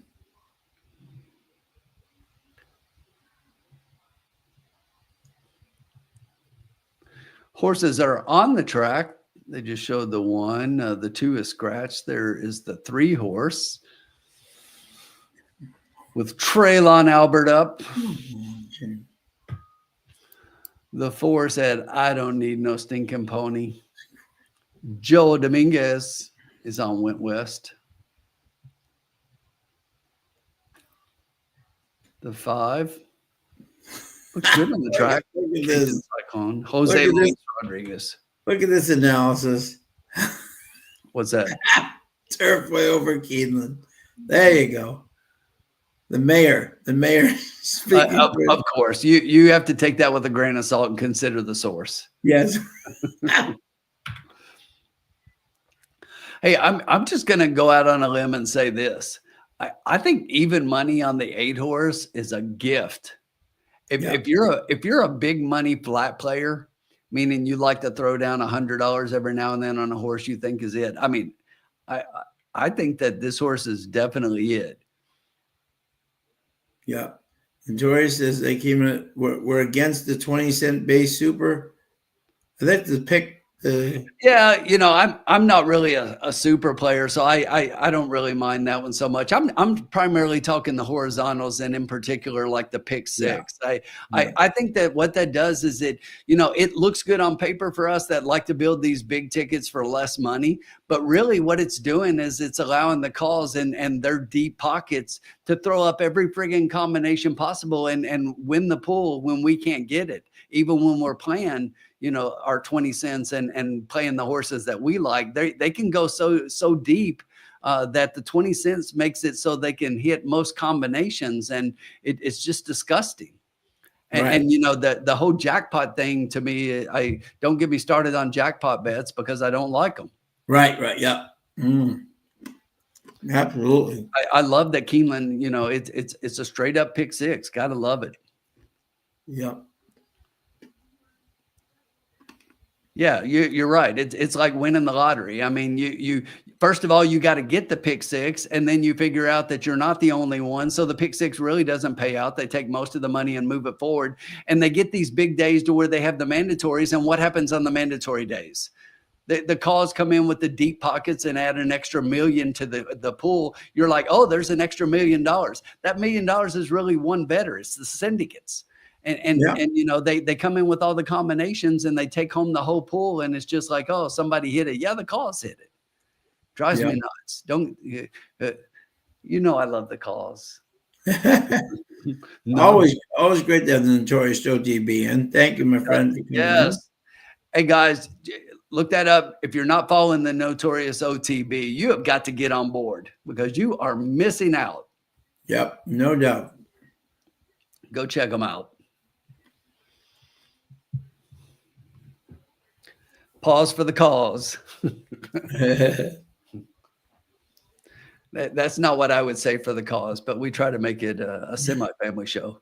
Yeah, exactly. And how long do we have here until we got 0 minutes here, Tim?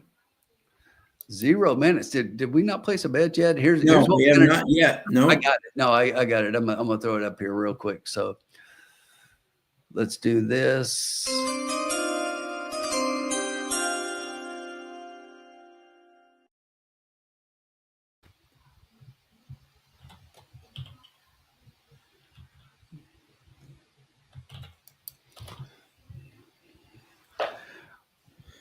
Look, this isn't sexy, but I think it's a decent play. We're just going to play a $5 try key. We're keying the 8 with the 4-7. I think they're the only 3 horses in the race. Everybody else is running to follow their back ends to the finish line. Let's go.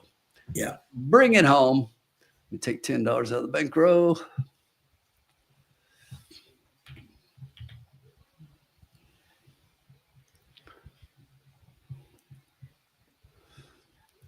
We are at Evangeline. Yes, sir. So we're kind of in that spot, our usuals. Turfway has ended obviously with Keeneland running, and we're waiting for Woodbine, who is our other normal Thursday night lounge, and we've still got 2 weeks left to Woodbine. So Evangeline has typically been our in between spot, and we kind of like it. We love Evangeline, and even Rob drops in the tool time tidbits here in the chat, and has been helping us out and put out a winner earlier on. Yeah, for us. Yeah. But we are loading in the gate, folks.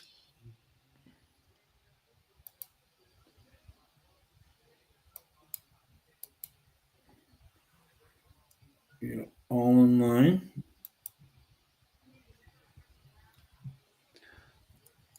Good luck to everybody. Love some Louisiana racing down on the bayou. Ils sont partis.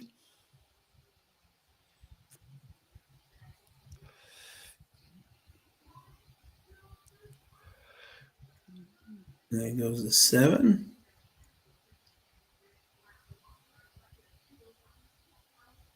Eight definitely on his toes.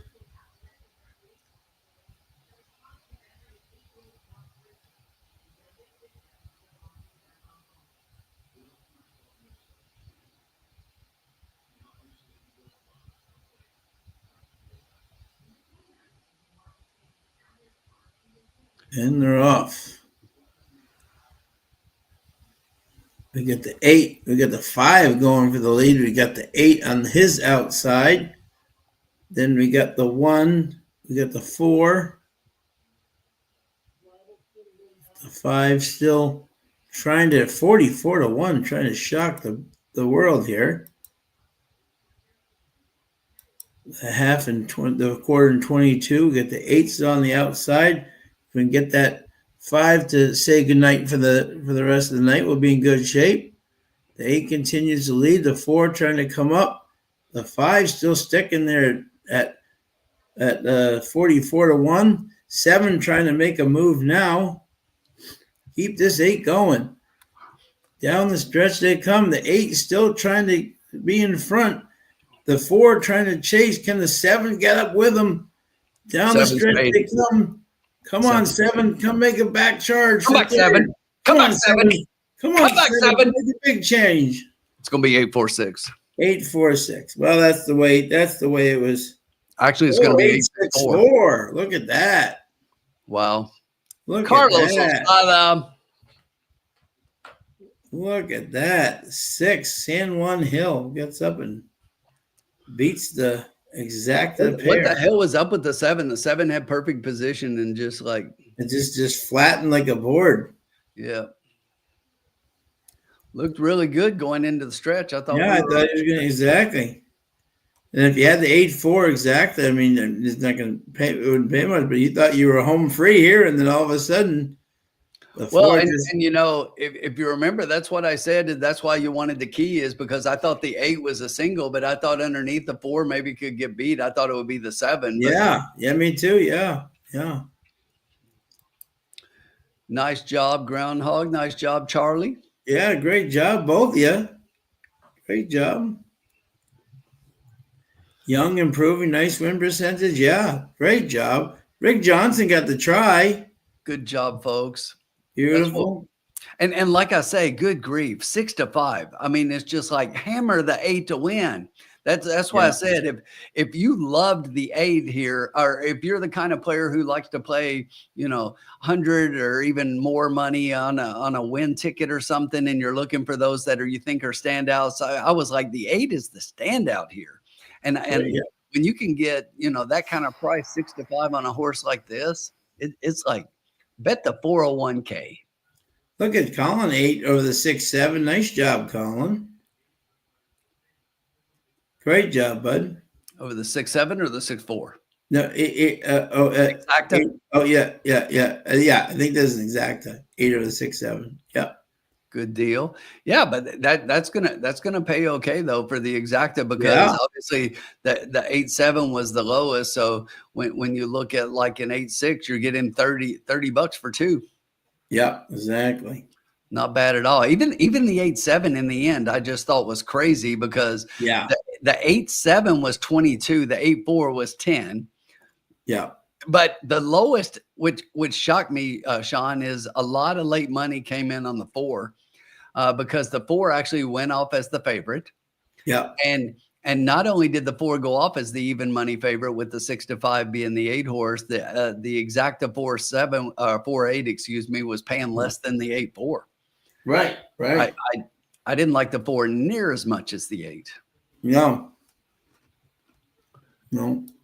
I thought the 8 was a standout.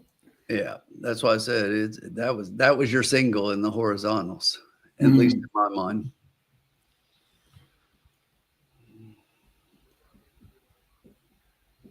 There you go, Notorious.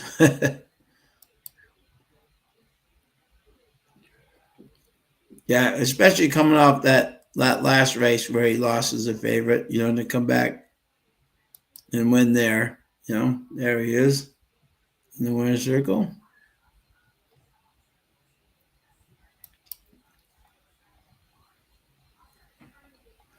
So we turn the page there. Nice exacta. What was that? It was $30.80. Great job to everybody who had that in the trifecta. Great job to everybody who had that. Fabulous job. And now we come to our feature event on the night. and that is race 7. And this is Allowance State. 35,000 non-winners of 1. First 35,000 for accredited Louisiana bred 3-year-olds which have never won a race other than Tim's favorite type of race. Well, the non-winners of 2 life is my absolute favorite. Yeah, right. Yeah. Non-winners of 1 other than is, it's definitely something I like. But the non-winners of 2 life, just straight up non-winners of 2 life where everybody's got 1 win. That's my absolute favorite. Yeah, no, absolutely. But little 5 furlong sprint here. Yep. And we'll see what everything opens up as here. So they're official. So we've got the opening up. All right. Kind of like I expected here with the 6 cool guitar opening up at 4 to 5. Getting all the money. Yep. Behind that one right now is the 2 actually at 9 to 2. Yep. I just clicked down to 4 to 1. Then the 1 is 9 to 2. The 4 is 5 to 1. So a little bit interesting right now because I think we got something that might pay a little bit here, and it's not the favorite. Yeah, I do too. Be interested to see if we're on the same horse here, Sean. Yes. So, All right, folks. So my top play here. Tim or Sean, can you send the StreamYard link in our messenger chat? I might try to join. For sure. I got it. Yep, for sure. All right. My top pick in this race, folks, is the horse that is 1 for 1 at Evangeline Downs, the 5 Gift Giver.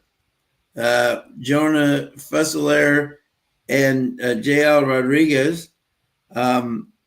This horse won last time with the axle on his back at Fairgrounds.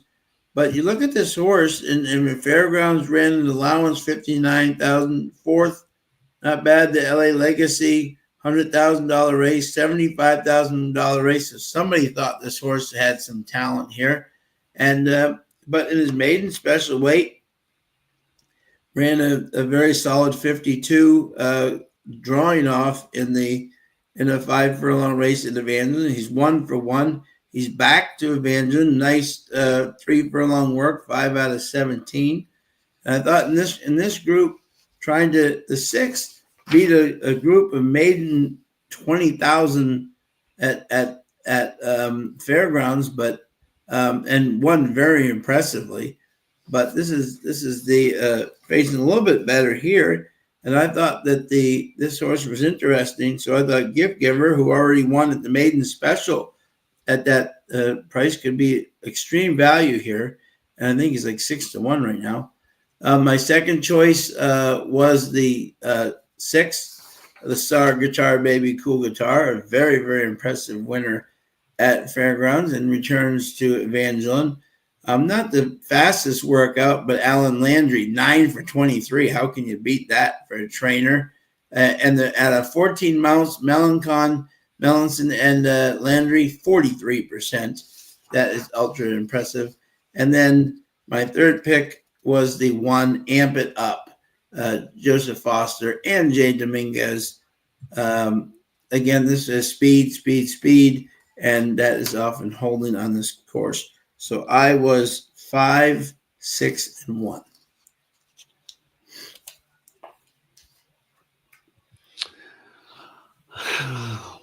All right. I thought it was interesting. It was interesting. So look, I totally get the 6 taking money in here, but I'll tell you what I don't like with the 6 dropping into allowance class, non-winners of 1 other than coming when you're coming straight out of your maiden win, dropping into this class against horses who have run against much better. I think it's a big ask, and so for that very reason, I'm out. if you kind of watch Shark Tank. For that reason, I'm out.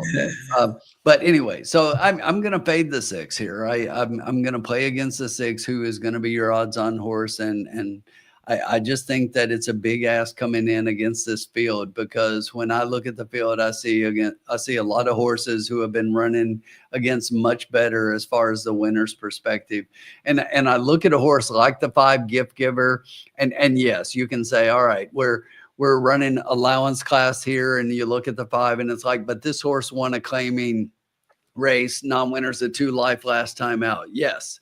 But where was the horse before that? Allowance at Fairgrounds, stakes at Delta Downs, first time out maiden special winner, maiden special weight winner. So this horse has a pretty solid record against the rest of this field. So I kind of like that horse quite a bit as my top pick. So not too surprised that my friend Sean has the exact same horse. And then even before I like the 6, I like the 1, Amp It Up here. This is a horse who's going to come off the rail and is clearly going to show some speed in here. I think is definitely going to be out front, but I think the pace in here is going to fall apart, Sean, because I see a lot of horses who want to be up there on the pace. And when when you look at the 1, you see 1's up front wanting to be on the lead. I think the 2 is going to, last time out, 1's up front on the lead in that allowance race. Josh G, the 3, 1's up front the last 2 races, going to be on the lead, or at least want that. Same thing with the 4. And then you see the 5 sitting off the pace, which is why I like the 5. And the 6, what did we got? 1's up front. So a lot of early speed. So I do like the 5 and I like the 1. And then I'm going to give you one more that right now is sitting on the board at 9-2, which I didn't expect off a 15-1 morning line. And that's going to be the 4. Maybe I'll call. Gets Timmy Thornton on board. Horse is coming off a really long layoff, but has some solid bullets. I mean, look at the works. The works have been good. Ran stakes class last out, so I'm not going to hold that finish, that 9th place finish in that race here at Evangeline against this horse. Gets blinkers on for the first time. So a horse that might be interesting underneath. I'm not sure it's a win candidate, but the more I look at every horse in here except for 1 probably wanting the lead, the more I like the 5. Yep. And Formula. Hello, sir. Hey guys, do you hear me, How by are the ya? way? We can Can you hear hear you. me? I can hear you. Yeah. Okay, just making sure I hear you guys loud and clear, which is good. Yeah. Which is good. Yeah. Clarity is nice. I'm in my car right now, and We can tell. I wish I could tell you I was doing something really cool, like being in the gym, but I was doing something else. My daughter's in ballet, Oh, and wonderful. I am a ballet dad, and I am part of the show, so I have to go to rehearsals and whatnot. So she's still in there doing her rehearsals. I'm out of mine now, so I thought I'd join you guys while I'm waiting for her to finish up. Have some fun. Fantastic. Yeah. So Tim, I couldn't agree with you more on the 5. I like the 5 here. I got the 5 as my number 1. I like where this horse sits on the pace. I don't think it's going to be the pace setter though. My pace numbers, they bounce around a little bit, but I like the 2 as the pace setter actually. I've got him as being a little bit more pace forward than the rest of them, but we'll see how it pans out. But yeah, the 5, for the reasons you gave, two wins in 5 races. Obviously, both those times in the money. I like the fields that he's been racing against. Yeah, and I like that he's got like short races, but he's got a little bit of a close. My numbers show that he punches it down the stretch a little bit more than some of the other horses. Very pace forward race, obviously, but yeah, my next horse up then is Cool Guitar, the big favorite here, the number 6. And then for my 3rd horse here, I'm going to go to the horse that I think will set the pace, which is the 2 horse. I don't have the odds in front of me. I know he was morning line of 8-1. He's 4-1 right now. 4-1 right now, so he's getting a little bit of publicity. Yeah. 3rd race for the horse. He's got 1 win in those 2 races. But yeah, I think class-wise, he's I've got him as 2nd in terms of class. The 4 is kind of the class of the joint here from what I've seen. In 3 races, average purse of about 70K. A lot of the other horses fail by comparison, but the 2 is at 53K. So that's something considerable as well. So my horses in order are 5, 6, and 2. Like it. Like it. And Rob's tool time, who's been on absolute fire today. Oh, no kidding. His top picks are. He even came in and he was our bet in race 3 and he won. So Well, there you have it. 6, 5, 1 are his picks here in Okay. the 6, 5, 1. Yeah. I get the 6 on top, and that's what we said. I'm just kind of playing against the 6 first time against winners, and Yeah. I think that the horse is probably as vulnerable now as he will ever be as a result of that. So Yeah. I'm with you. especially at 6 to 5, and you know the fact that the 5 broke his maiden here at Evangeline, first time out in a maiden special weight at this distance on this track. He's 1 for 1 here. But I think there's a lot to like. And I didn't think the 5 was a pace setter. I think everybody else is. I think everybody else, if you look at all the ones up front in their lines, I think everybody else wants to be on the lead except for the 5, which is why I like the 5 so much, because I think there's going to be a pace battle up front. Yeah. Last race I have him as being pretty pace forward, but at the same time, like I think the 2 is going to be the pace. That's me, but I can see how anyone can make an argument for any of these other horses because, in my opinion, none of them have shied away from the pace. So, yeah. Yeah, he was paced forward in the last, but at the first call he was second, not first, which everybody else was first at the first call. And if you look at all of his other races, he's come from off the pace, to include his 1 win here at Evangeline. Very cool. Yeah. Very cool. And everybody else is like, you know, lots of ones. You see lots of ones. Yeah. But definitely, what are we looking at here? We still got 4 minutes to post, and the horses are still in the paddock. All right. Yeah, and Formula, if you could just kind of tell them if they haven't, they definitely have to go check them out. What videos for the horses have you released so far?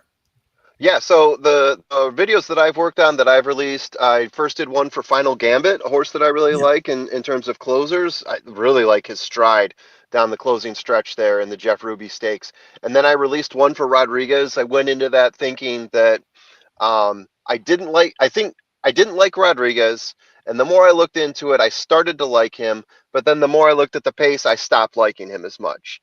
But I really liked the horse Rodriguez more than I thought I would. I was looking at him as being like the 3rd, the 4th, the 5th Baffert horse. It's like, oh yeah, he's just getting points at the end. He's going to squirrel his way in.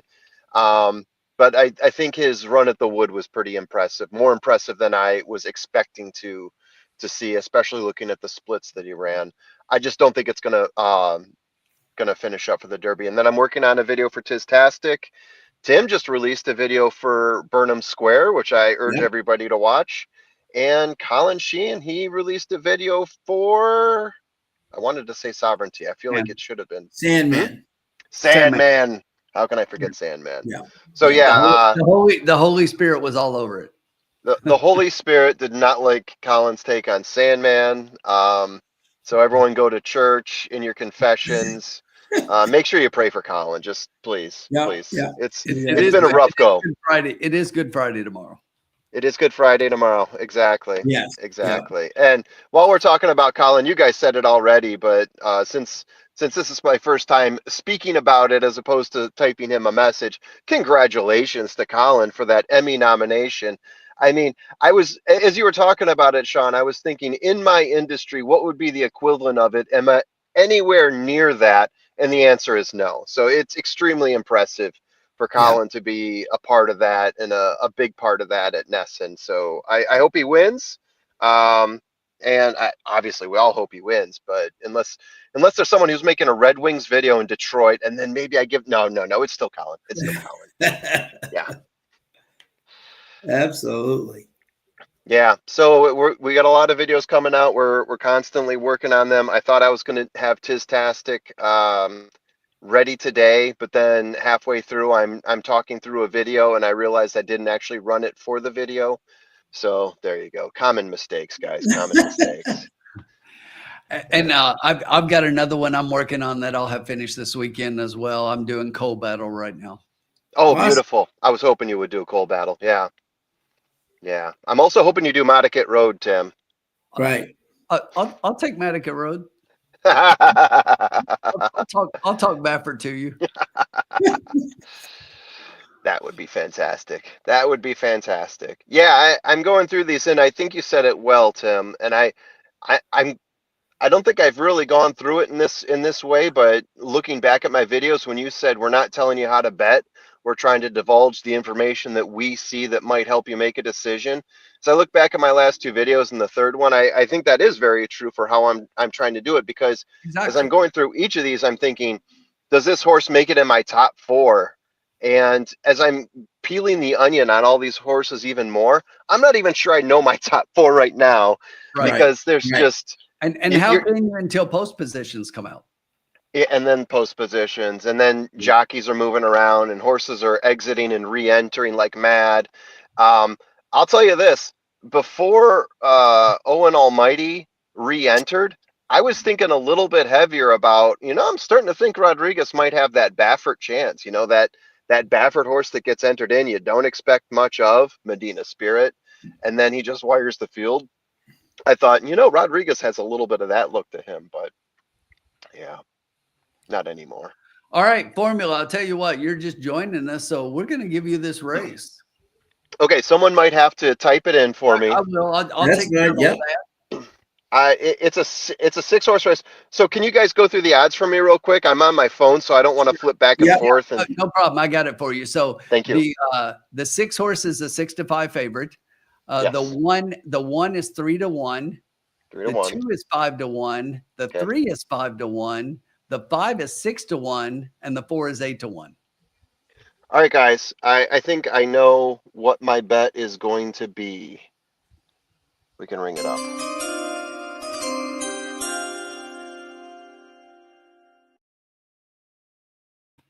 Okay, so I'm going to do a $2 exacta box with the 2, 5, and 6. So that's $6 total at a price of 1. So if we go $2, it'll be a total of 12.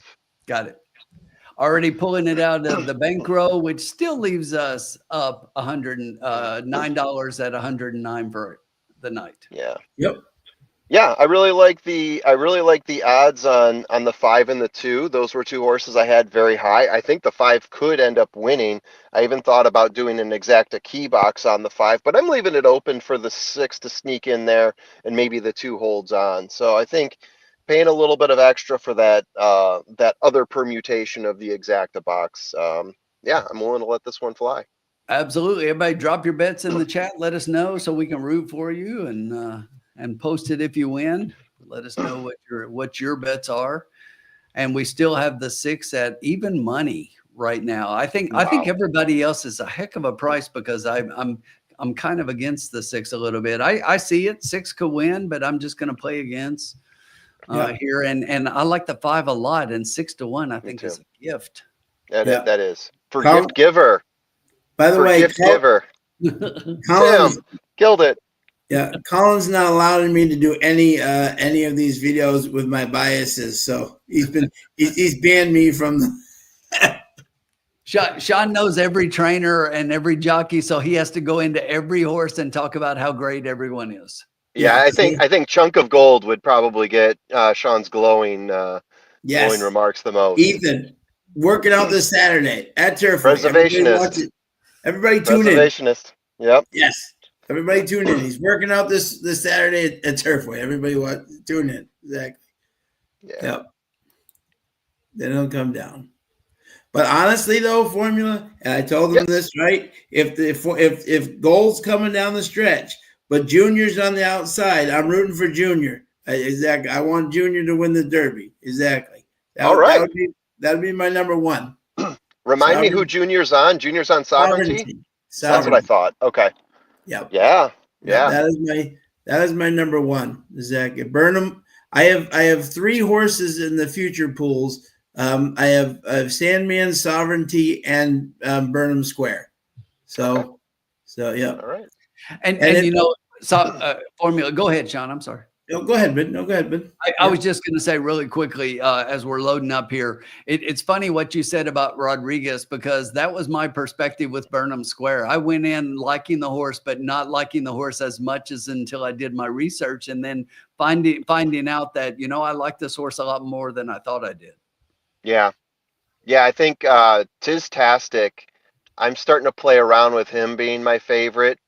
One of the reasons is because, and you'll see it in the video that I do, but I'm trying to take a look at pace 2, 4, 6, and 8 furlongs, and then how they split up in between, and looking at each of the big Derby prep races and seeing what makes the best comp on average of all those prep races. Is it Santa Anita? Is it Louisiana, etc.? And All right. But Hey, we're all, I'll let I you- don't mean to interrupt you, but we're out of the gate here pretty Go ahead quickly. and call it. The 4 got a really good break, but the 1 has come up the rail. Interestingly, the 2 is dead last, and like by 4 lengths. So right now it's got the 4. Here comes our 5. Gift giver, giving us a gift, coming up on the outside as we hit the top of the stretch in this 5 furlong sprint. The 2 starting to make up huge ground from the back of the pack now, but Come you've on, got the 5. 5 in the middle of the track. Come on, 6. The Come 1 on, down 2. on the rail. The 4 is right Keep there. this The 5 5 is going. there. We Keep need the this 6 to 5 get going. going. The Keep 5 this is still 5 up front. going. The Keep 3 is this starting 5 to come with the going. rush, looking for room Keep going. between Come on, horses. 6 and Here 5. comes the 3 Come between, on. but it's the 5 on the front. 5, And, oh, it 6. is close. Is it 5, 6 or 5? I think it's Close. 5-6, and I think it's right there. 5-6. I think we got it. Hold your breath. The 3 was coming between horses. He The was 6 coming. came with Yep. a late rush on the outside, but boom with the gift at 5-1. Yeah, 5-1 on top. What does that pay if it comes out for us? So the 5-6, let me check the exact. Let's see. Yeah. This was The close. 5-6 exacta is paying $36.60 for 2, Yep. 18-1. Hey, not This bad. was close. Let's see. Yeah, I it's should have keyed close the 5. because the 3 was coming between, the 6 came outside, but I think he got him. I think he got him on the wire. I think he did too. I think it's He got him. It's really close. It's really very close. close. But Tim, you and I were right about the 5, right? Yep. Absolutely. I'll take that. I bet him across. That was my top pick too, formula. Well done. Well done. Yeah, We all look pretty smart here. Yep. Yep. I hope it comes through because I've got a nice $5 exacta. So Ooh. Let's see here. it is so close. So close. Come on. Because I Dang. thought for a minute the 3 had it, and then I was like, he's not going to get there. And the 6 gives a really late surge here. A And really late camera surge. angle Late. is always hard to tell because you can never tell where Yeah. the tracks are. But oh, Yeah. I think he got the bob. I really do. The 6 Because got the bob? Well, It we don't know yet. it looks like the 3's going backwards and the 6 is coming Oh, forward. 5-3-6. Damn Oh, it. Oh. He did so not close. get the bob. That's 5-3-6-2. Bummer. Ugh. We were so close. Next one. Ugh. Like you were saying earlier, Tim, maybe it's just better to go straight for the win if you've got some conviction. I'm This telling is you, I this thought is that why was the the 3 got the gift. bob. This is why the 3 got the bob right here. Oh, Dennis called the 6 getting the bob, and the 3 got it. Dennis screwed us. Mushed. We got mushed. Damn you, Dennis. You should have said the 3-1. Oh, Oh, that hurt because did. that was paying pretty well. Yeah. But you're right. That's like the 3rd time I've said it tonight. Betting flat. I think we've had the horse a few Yeah. times here, and that 5-1 was Yeah. it- Yeah. No doubt. A Yeah, good it's bet. fun to get tricky in the lounge, but you're right. Sometimes the simple bet and just pushing hard on it at those odds. Woo. Yeah.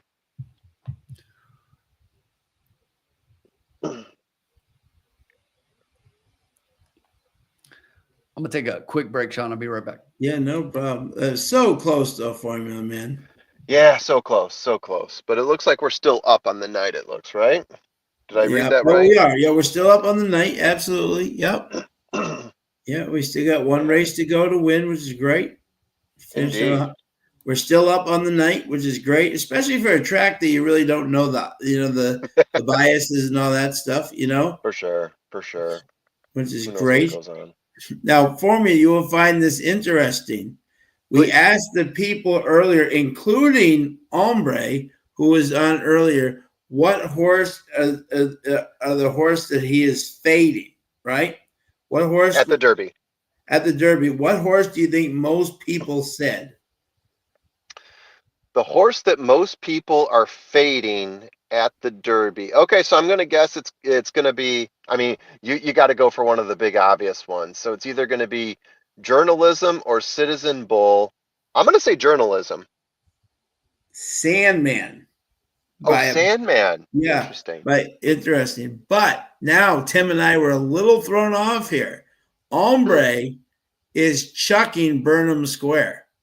So is it whoa? Wait a minute, you can't chuck my boy. Is it So let me just peel back the curtain a little bit here. Yeah. When we put out our top 10 videos, this Yeah. is for everyone in the comments section. We go through and everybody has their top 10 rankings, and it's a number system. If you put a horse 1, that's 10 points. You put it 2, that's 9 points, and so on and so forth. And everybody has an equal split across. So everyone's 1 has a 10. Yeah. And so Burnham Square has been pretty high on our lists, but like I said, to peel back the curtain a little bit, he has not been high on my list either. Yeah. So I am in agreement with Ombre on Burnham Square as well. Okay. That's fair. That's great. Yeah, And that's fair. And I'm gonna watch Tim's video again. I'm gonna do my own analysis on Burnham Square to make sure that I'm in agreement with myself. Yeah. But I went through an exercise today, and you can take a look at the spreadsheet, our share sheet today. And I was looking through, and I'm like, okay, where do I put all the horses? Are they pace setters? Are they stalkers? Sure. Are they closers? Are they deep closers? And we do have a lot of deep closers in this race. We've got a lot of pace setters. Yeah. We have so few stalkers, and stalkers are oftentimes the horses that are in the money or sometimes winning. So a horse like Journalism, right? It looks like it's a perfect position for him. As much as I want to say, how do I bet against Journalism? Like I'm really struggling to find horses that comp to him where he sits pace wise, and I think I gotta include him, even though he's going to be the post time favorite most likely. Yeah. Oh yeah. Yeah. Now here's a funny thing we were laughing about earlier, right? And even a couple of people like, oh, I didn't think of that, right? Go ahead. If you put where Burnham Square will be in this race, right? Right. Who is riding Burnham Square? Brian J. Hernandez. It's Hernandez, right? Yeah. It's almost the same trip as Mystic Dan. Kind of like I'm just saying, which is just interesting. He may put him in the same exact position. I'm just saying, which is just interesting. Yeah. He definitely could. He definitely could. If that horse draws 3, I mean, man, I might change my outlook on him. I mean, if he draws 18, 19, I mean, anybody's game. The posts are going to be huge.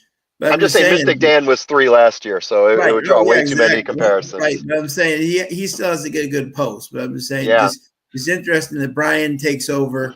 Yeah.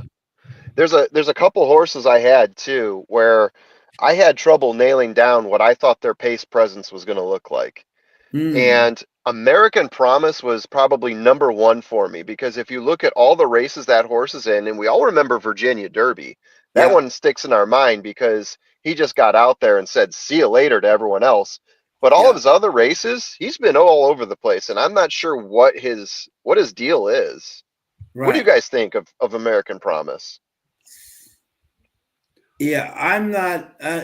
I think Getaway Car is just a glorified miler. I think he's a good horse. He's not a great horse. I don't think that field was like super. But he was so impressive. And how can you ever throw Lucas out of anything? You know what I'm saying?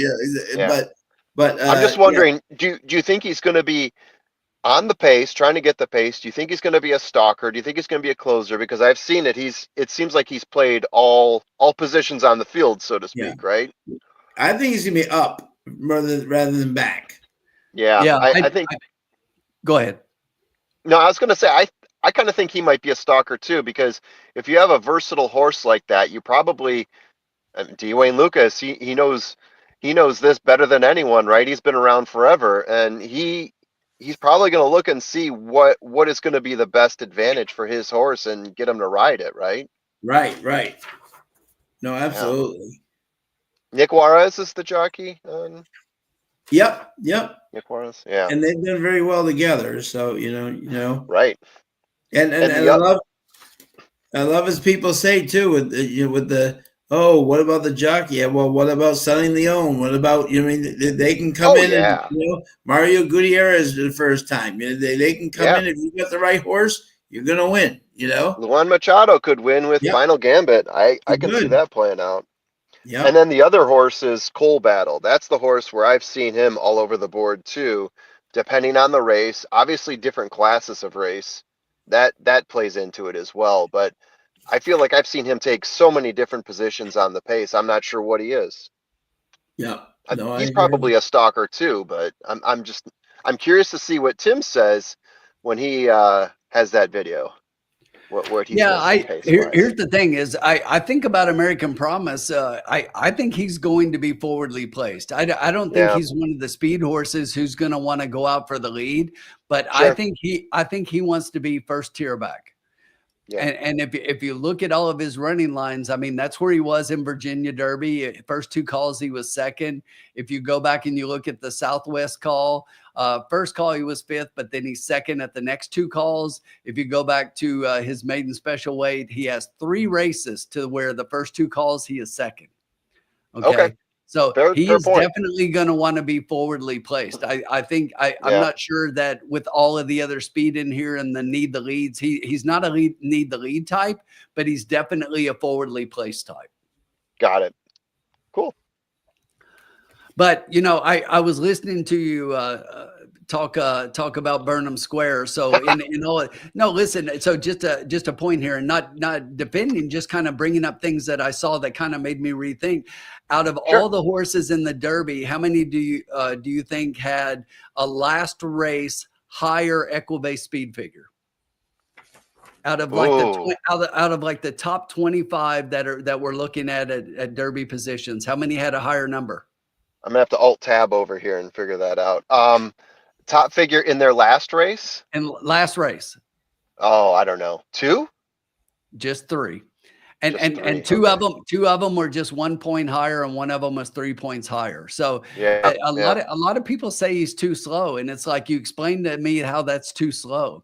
And what they're looking at formula is, and I know you're big on race times, but to I am. me, race. See, here's the thing about race times. You can't always look at race times, because right now Keeneland is playing slower than it ever has since they reinstalled the dirt. And here's one of the points that I brought up in my video is that they had a baby dash yesterday, 4.5 furlong, won by a Wesley Ward, who's a really fast horse. Out of the 93 races they've had baby dashes since they reinstalled the dirt in 2017, this was the 3rd slowest. Interesting. The track is playing across the board slow, but the speed figures aren't slow. Okay. Yeah. You can't look at race time when the track has held so much water lately. It's still just now drying out. So it's deep. It's deep, and the times are reflecting a little bit differently than what people think. And you can't always compare race times. That's why they're always outliers. Yeah. And there's a general consensus and a general thing you look for if the track is playing, the way that it normally does. Yeah. But it's not at all. Yeah. No, I totally get that. And I remember that was a good point you made in your video, and you definitely have to consider that, right? And it's tough to get like one variable that you can normalize across the board. And even with track times, right? As soon as you throw the Louisiana Derby or the Virginia Derby into it, you look at other variables like the distance or the fact that Virginia Derby's 1 turn. If you look at the Virginia Derby, American Promise looks like Secretariat. I mean, that time he put up at 9 furlongs. Yeah. I don't like that race at all. Yeah. Yeah. Nor do I like the horse. I change everything I've said about Burnham Square. I'm going to throw him out now because Colin said he counted and he had 4. Yeah, I think for me though, Cole Battle, when I say he's slow, I look at older races and I look at them in comparison to like track records, which it doesn't remove the variables that you mentioned, which was, how is the track on that day? Is it Right. necessarily reflected when they say it's fast, is it really fast?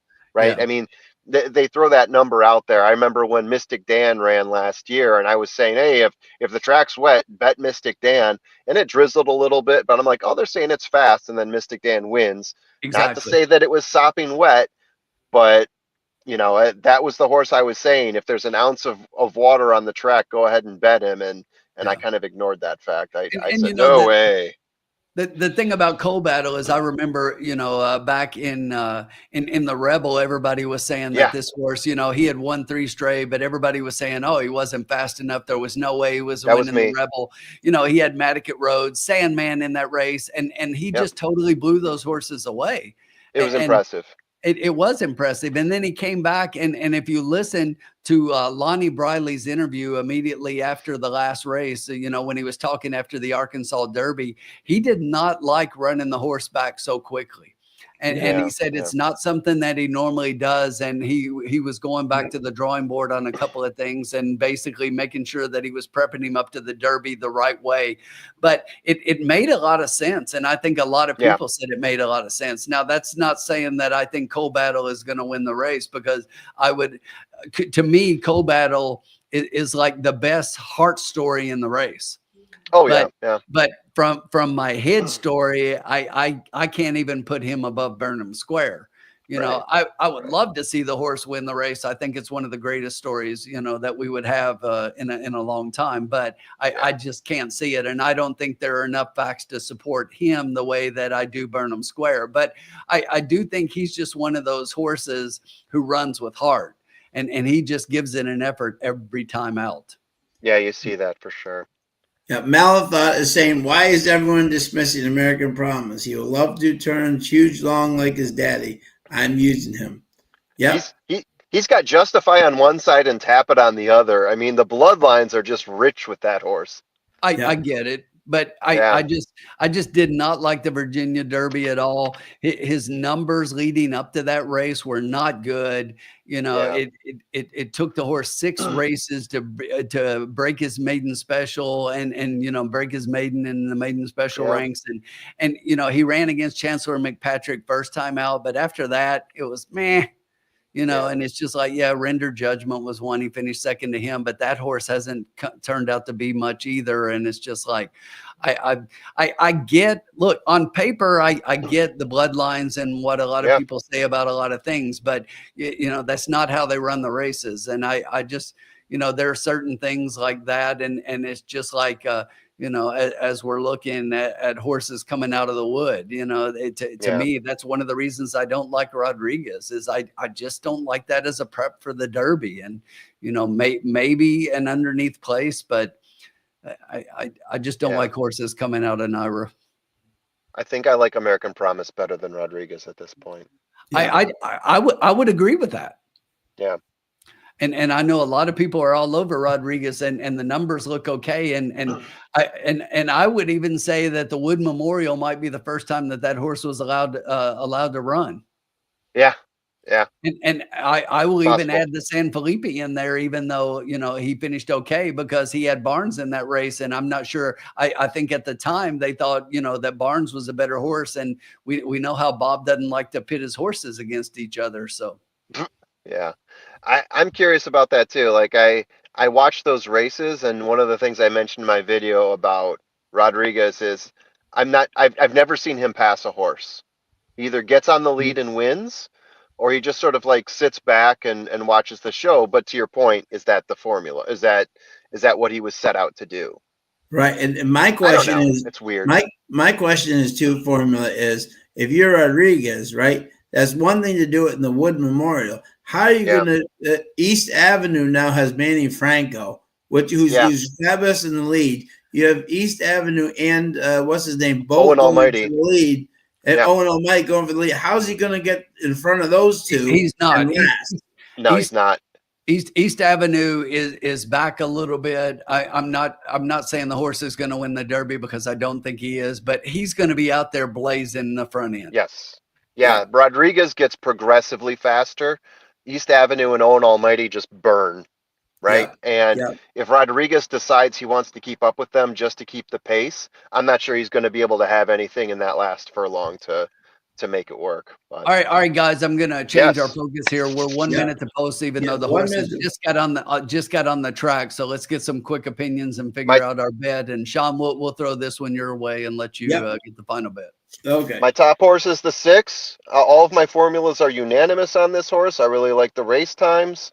He was 3-1 morning line. I think he's got a little bit of a class drop, as do most of these horses. My next horse up is the 5, unanimously a second horse.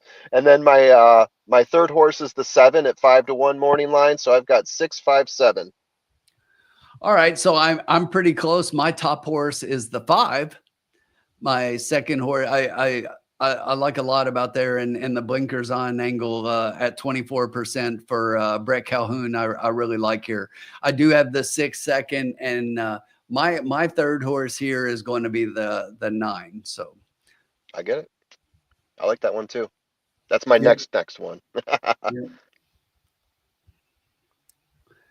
Well, the 6 looks like he's all over the track right now. Yeah, and I don't like the way he's throwing his head around and kind of fighting the jockey right now either.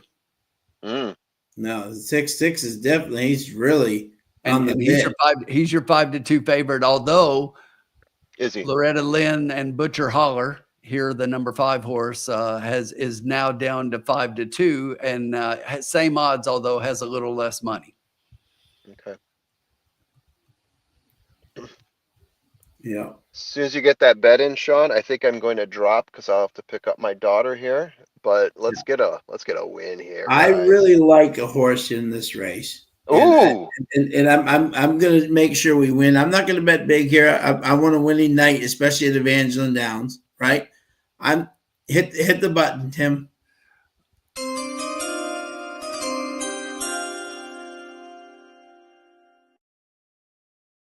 I'm just going 4 to win and place in the 9. I really like the 9, all Riz.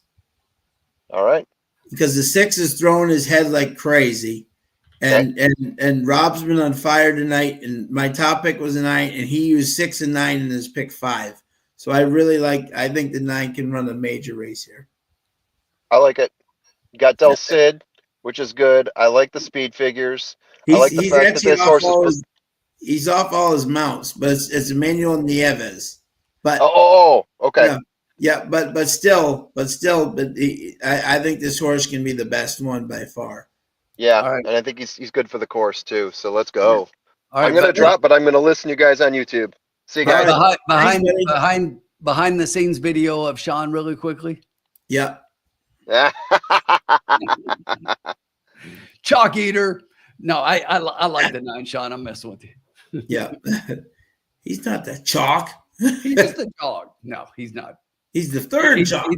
He's the co chalk. He's the co chalk. Exactly. They're all 5-2, and it's actually funny because the 5 is the one that I like, and he's the one that's actually the chalk right now. So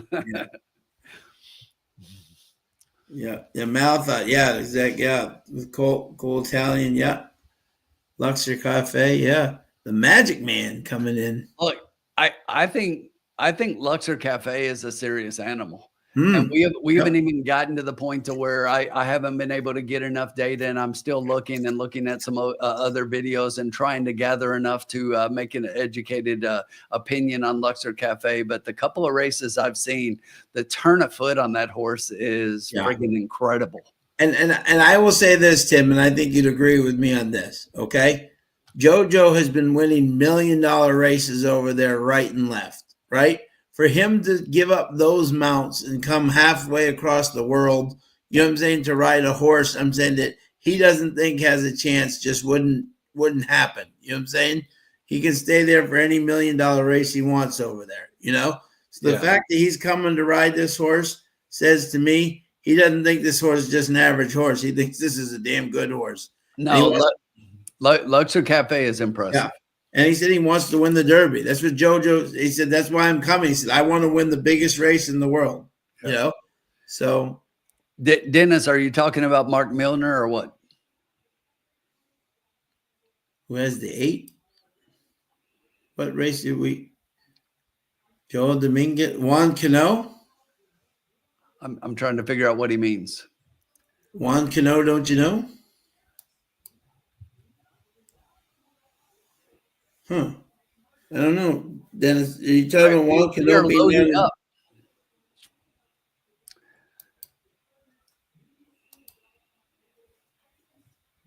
Let's go 9. There we go. Groundhog's got the $3 exacta box 9 with a 356.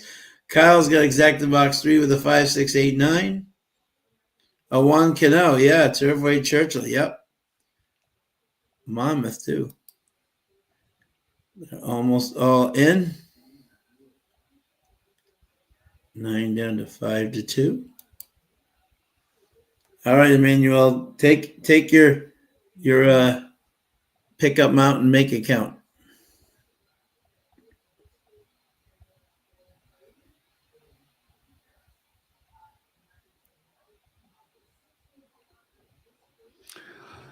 All right. And they're off. Across the track, and the 9 gets out to Go get him, Nieves. down on the inside. The 4 and the 2 also show early speed. It's another length back. The 8 outside in 4th right now. The 5 is just a half length back in 5th. It's another 2 lengths back to the 3 on the rail. The 6 outside that one. The 1's another 3 lengths back in last position early on. Right up front right now, it's still the 9, the quarter, 22 and 3. Pretty good pace. Yep. Beg for forgiveness at 5 to 1 takes up the outside position to challenge All Riz for the lead. It's 2 lengths back to Butcher Holler, starting to make up ground on the top pair. Quick on the trigger, starting to head in the wrong direction. And come on, Nieves. Top of the Come back on the inside now. Come 46, back on the inside now, kid. Here you come. Come on. Come back on the inside. 9 on the Make inside. your 8. purpose Here comes known. the 5 on the Come far on. outside. Come on, Nieves. Make your known. Come on. Keep going, kid. The 5's Where's got the momentum line? on the outside. The Y can't come soon enough for the 9. It's going to be 9-5. Only winners in the lounge. 9-5-8. Yes, sir. Only winners in the lounge. Thank you, Dennis. Rick had 956. Way to go, bud.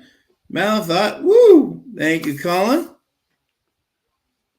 And Groundhog at a $3 exacta 9 with a 356. He's a winner. What did Kyle? Did you? Oh, Kyle has an exacta key box 3. Oh, he used a 3.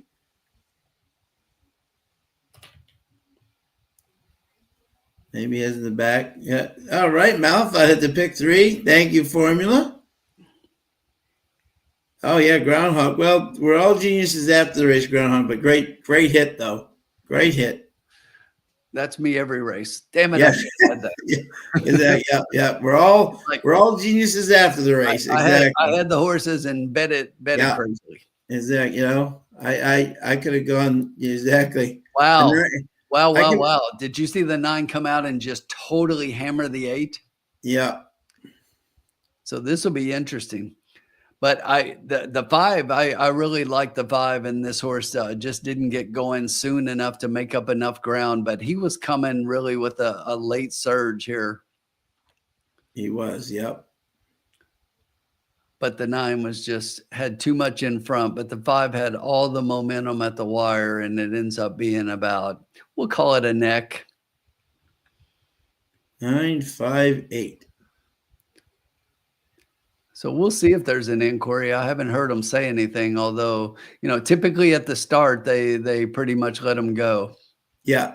You really advance and control a lot at the start. Yeah, you really have to kill them to, to really, right, cut across and I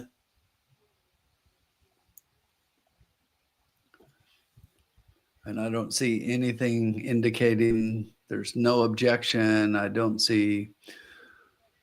Nope, not that I'm seeing. He's smiling, so that's always a good. It's Yep, official. it's official. 820 and 340, so that's 1160, and we'll take that times 2. So Yep. that'll be 2320 we add to the bankroll. Only winners. Groundhog. At least Sean isn't rooting against me this time. He does that against me all the time, Ground. Oh, yeah. Oh wait, no, that's me against him. That's Tim against me. Exactly. Yeah, exactly. See, folks, remember if you ever play Stable Duel, right? Tim likes winning money, but as long as he beats Spin Nation, it's okay. It's still a successful day. A little friendly competition never hurt. Absolutely.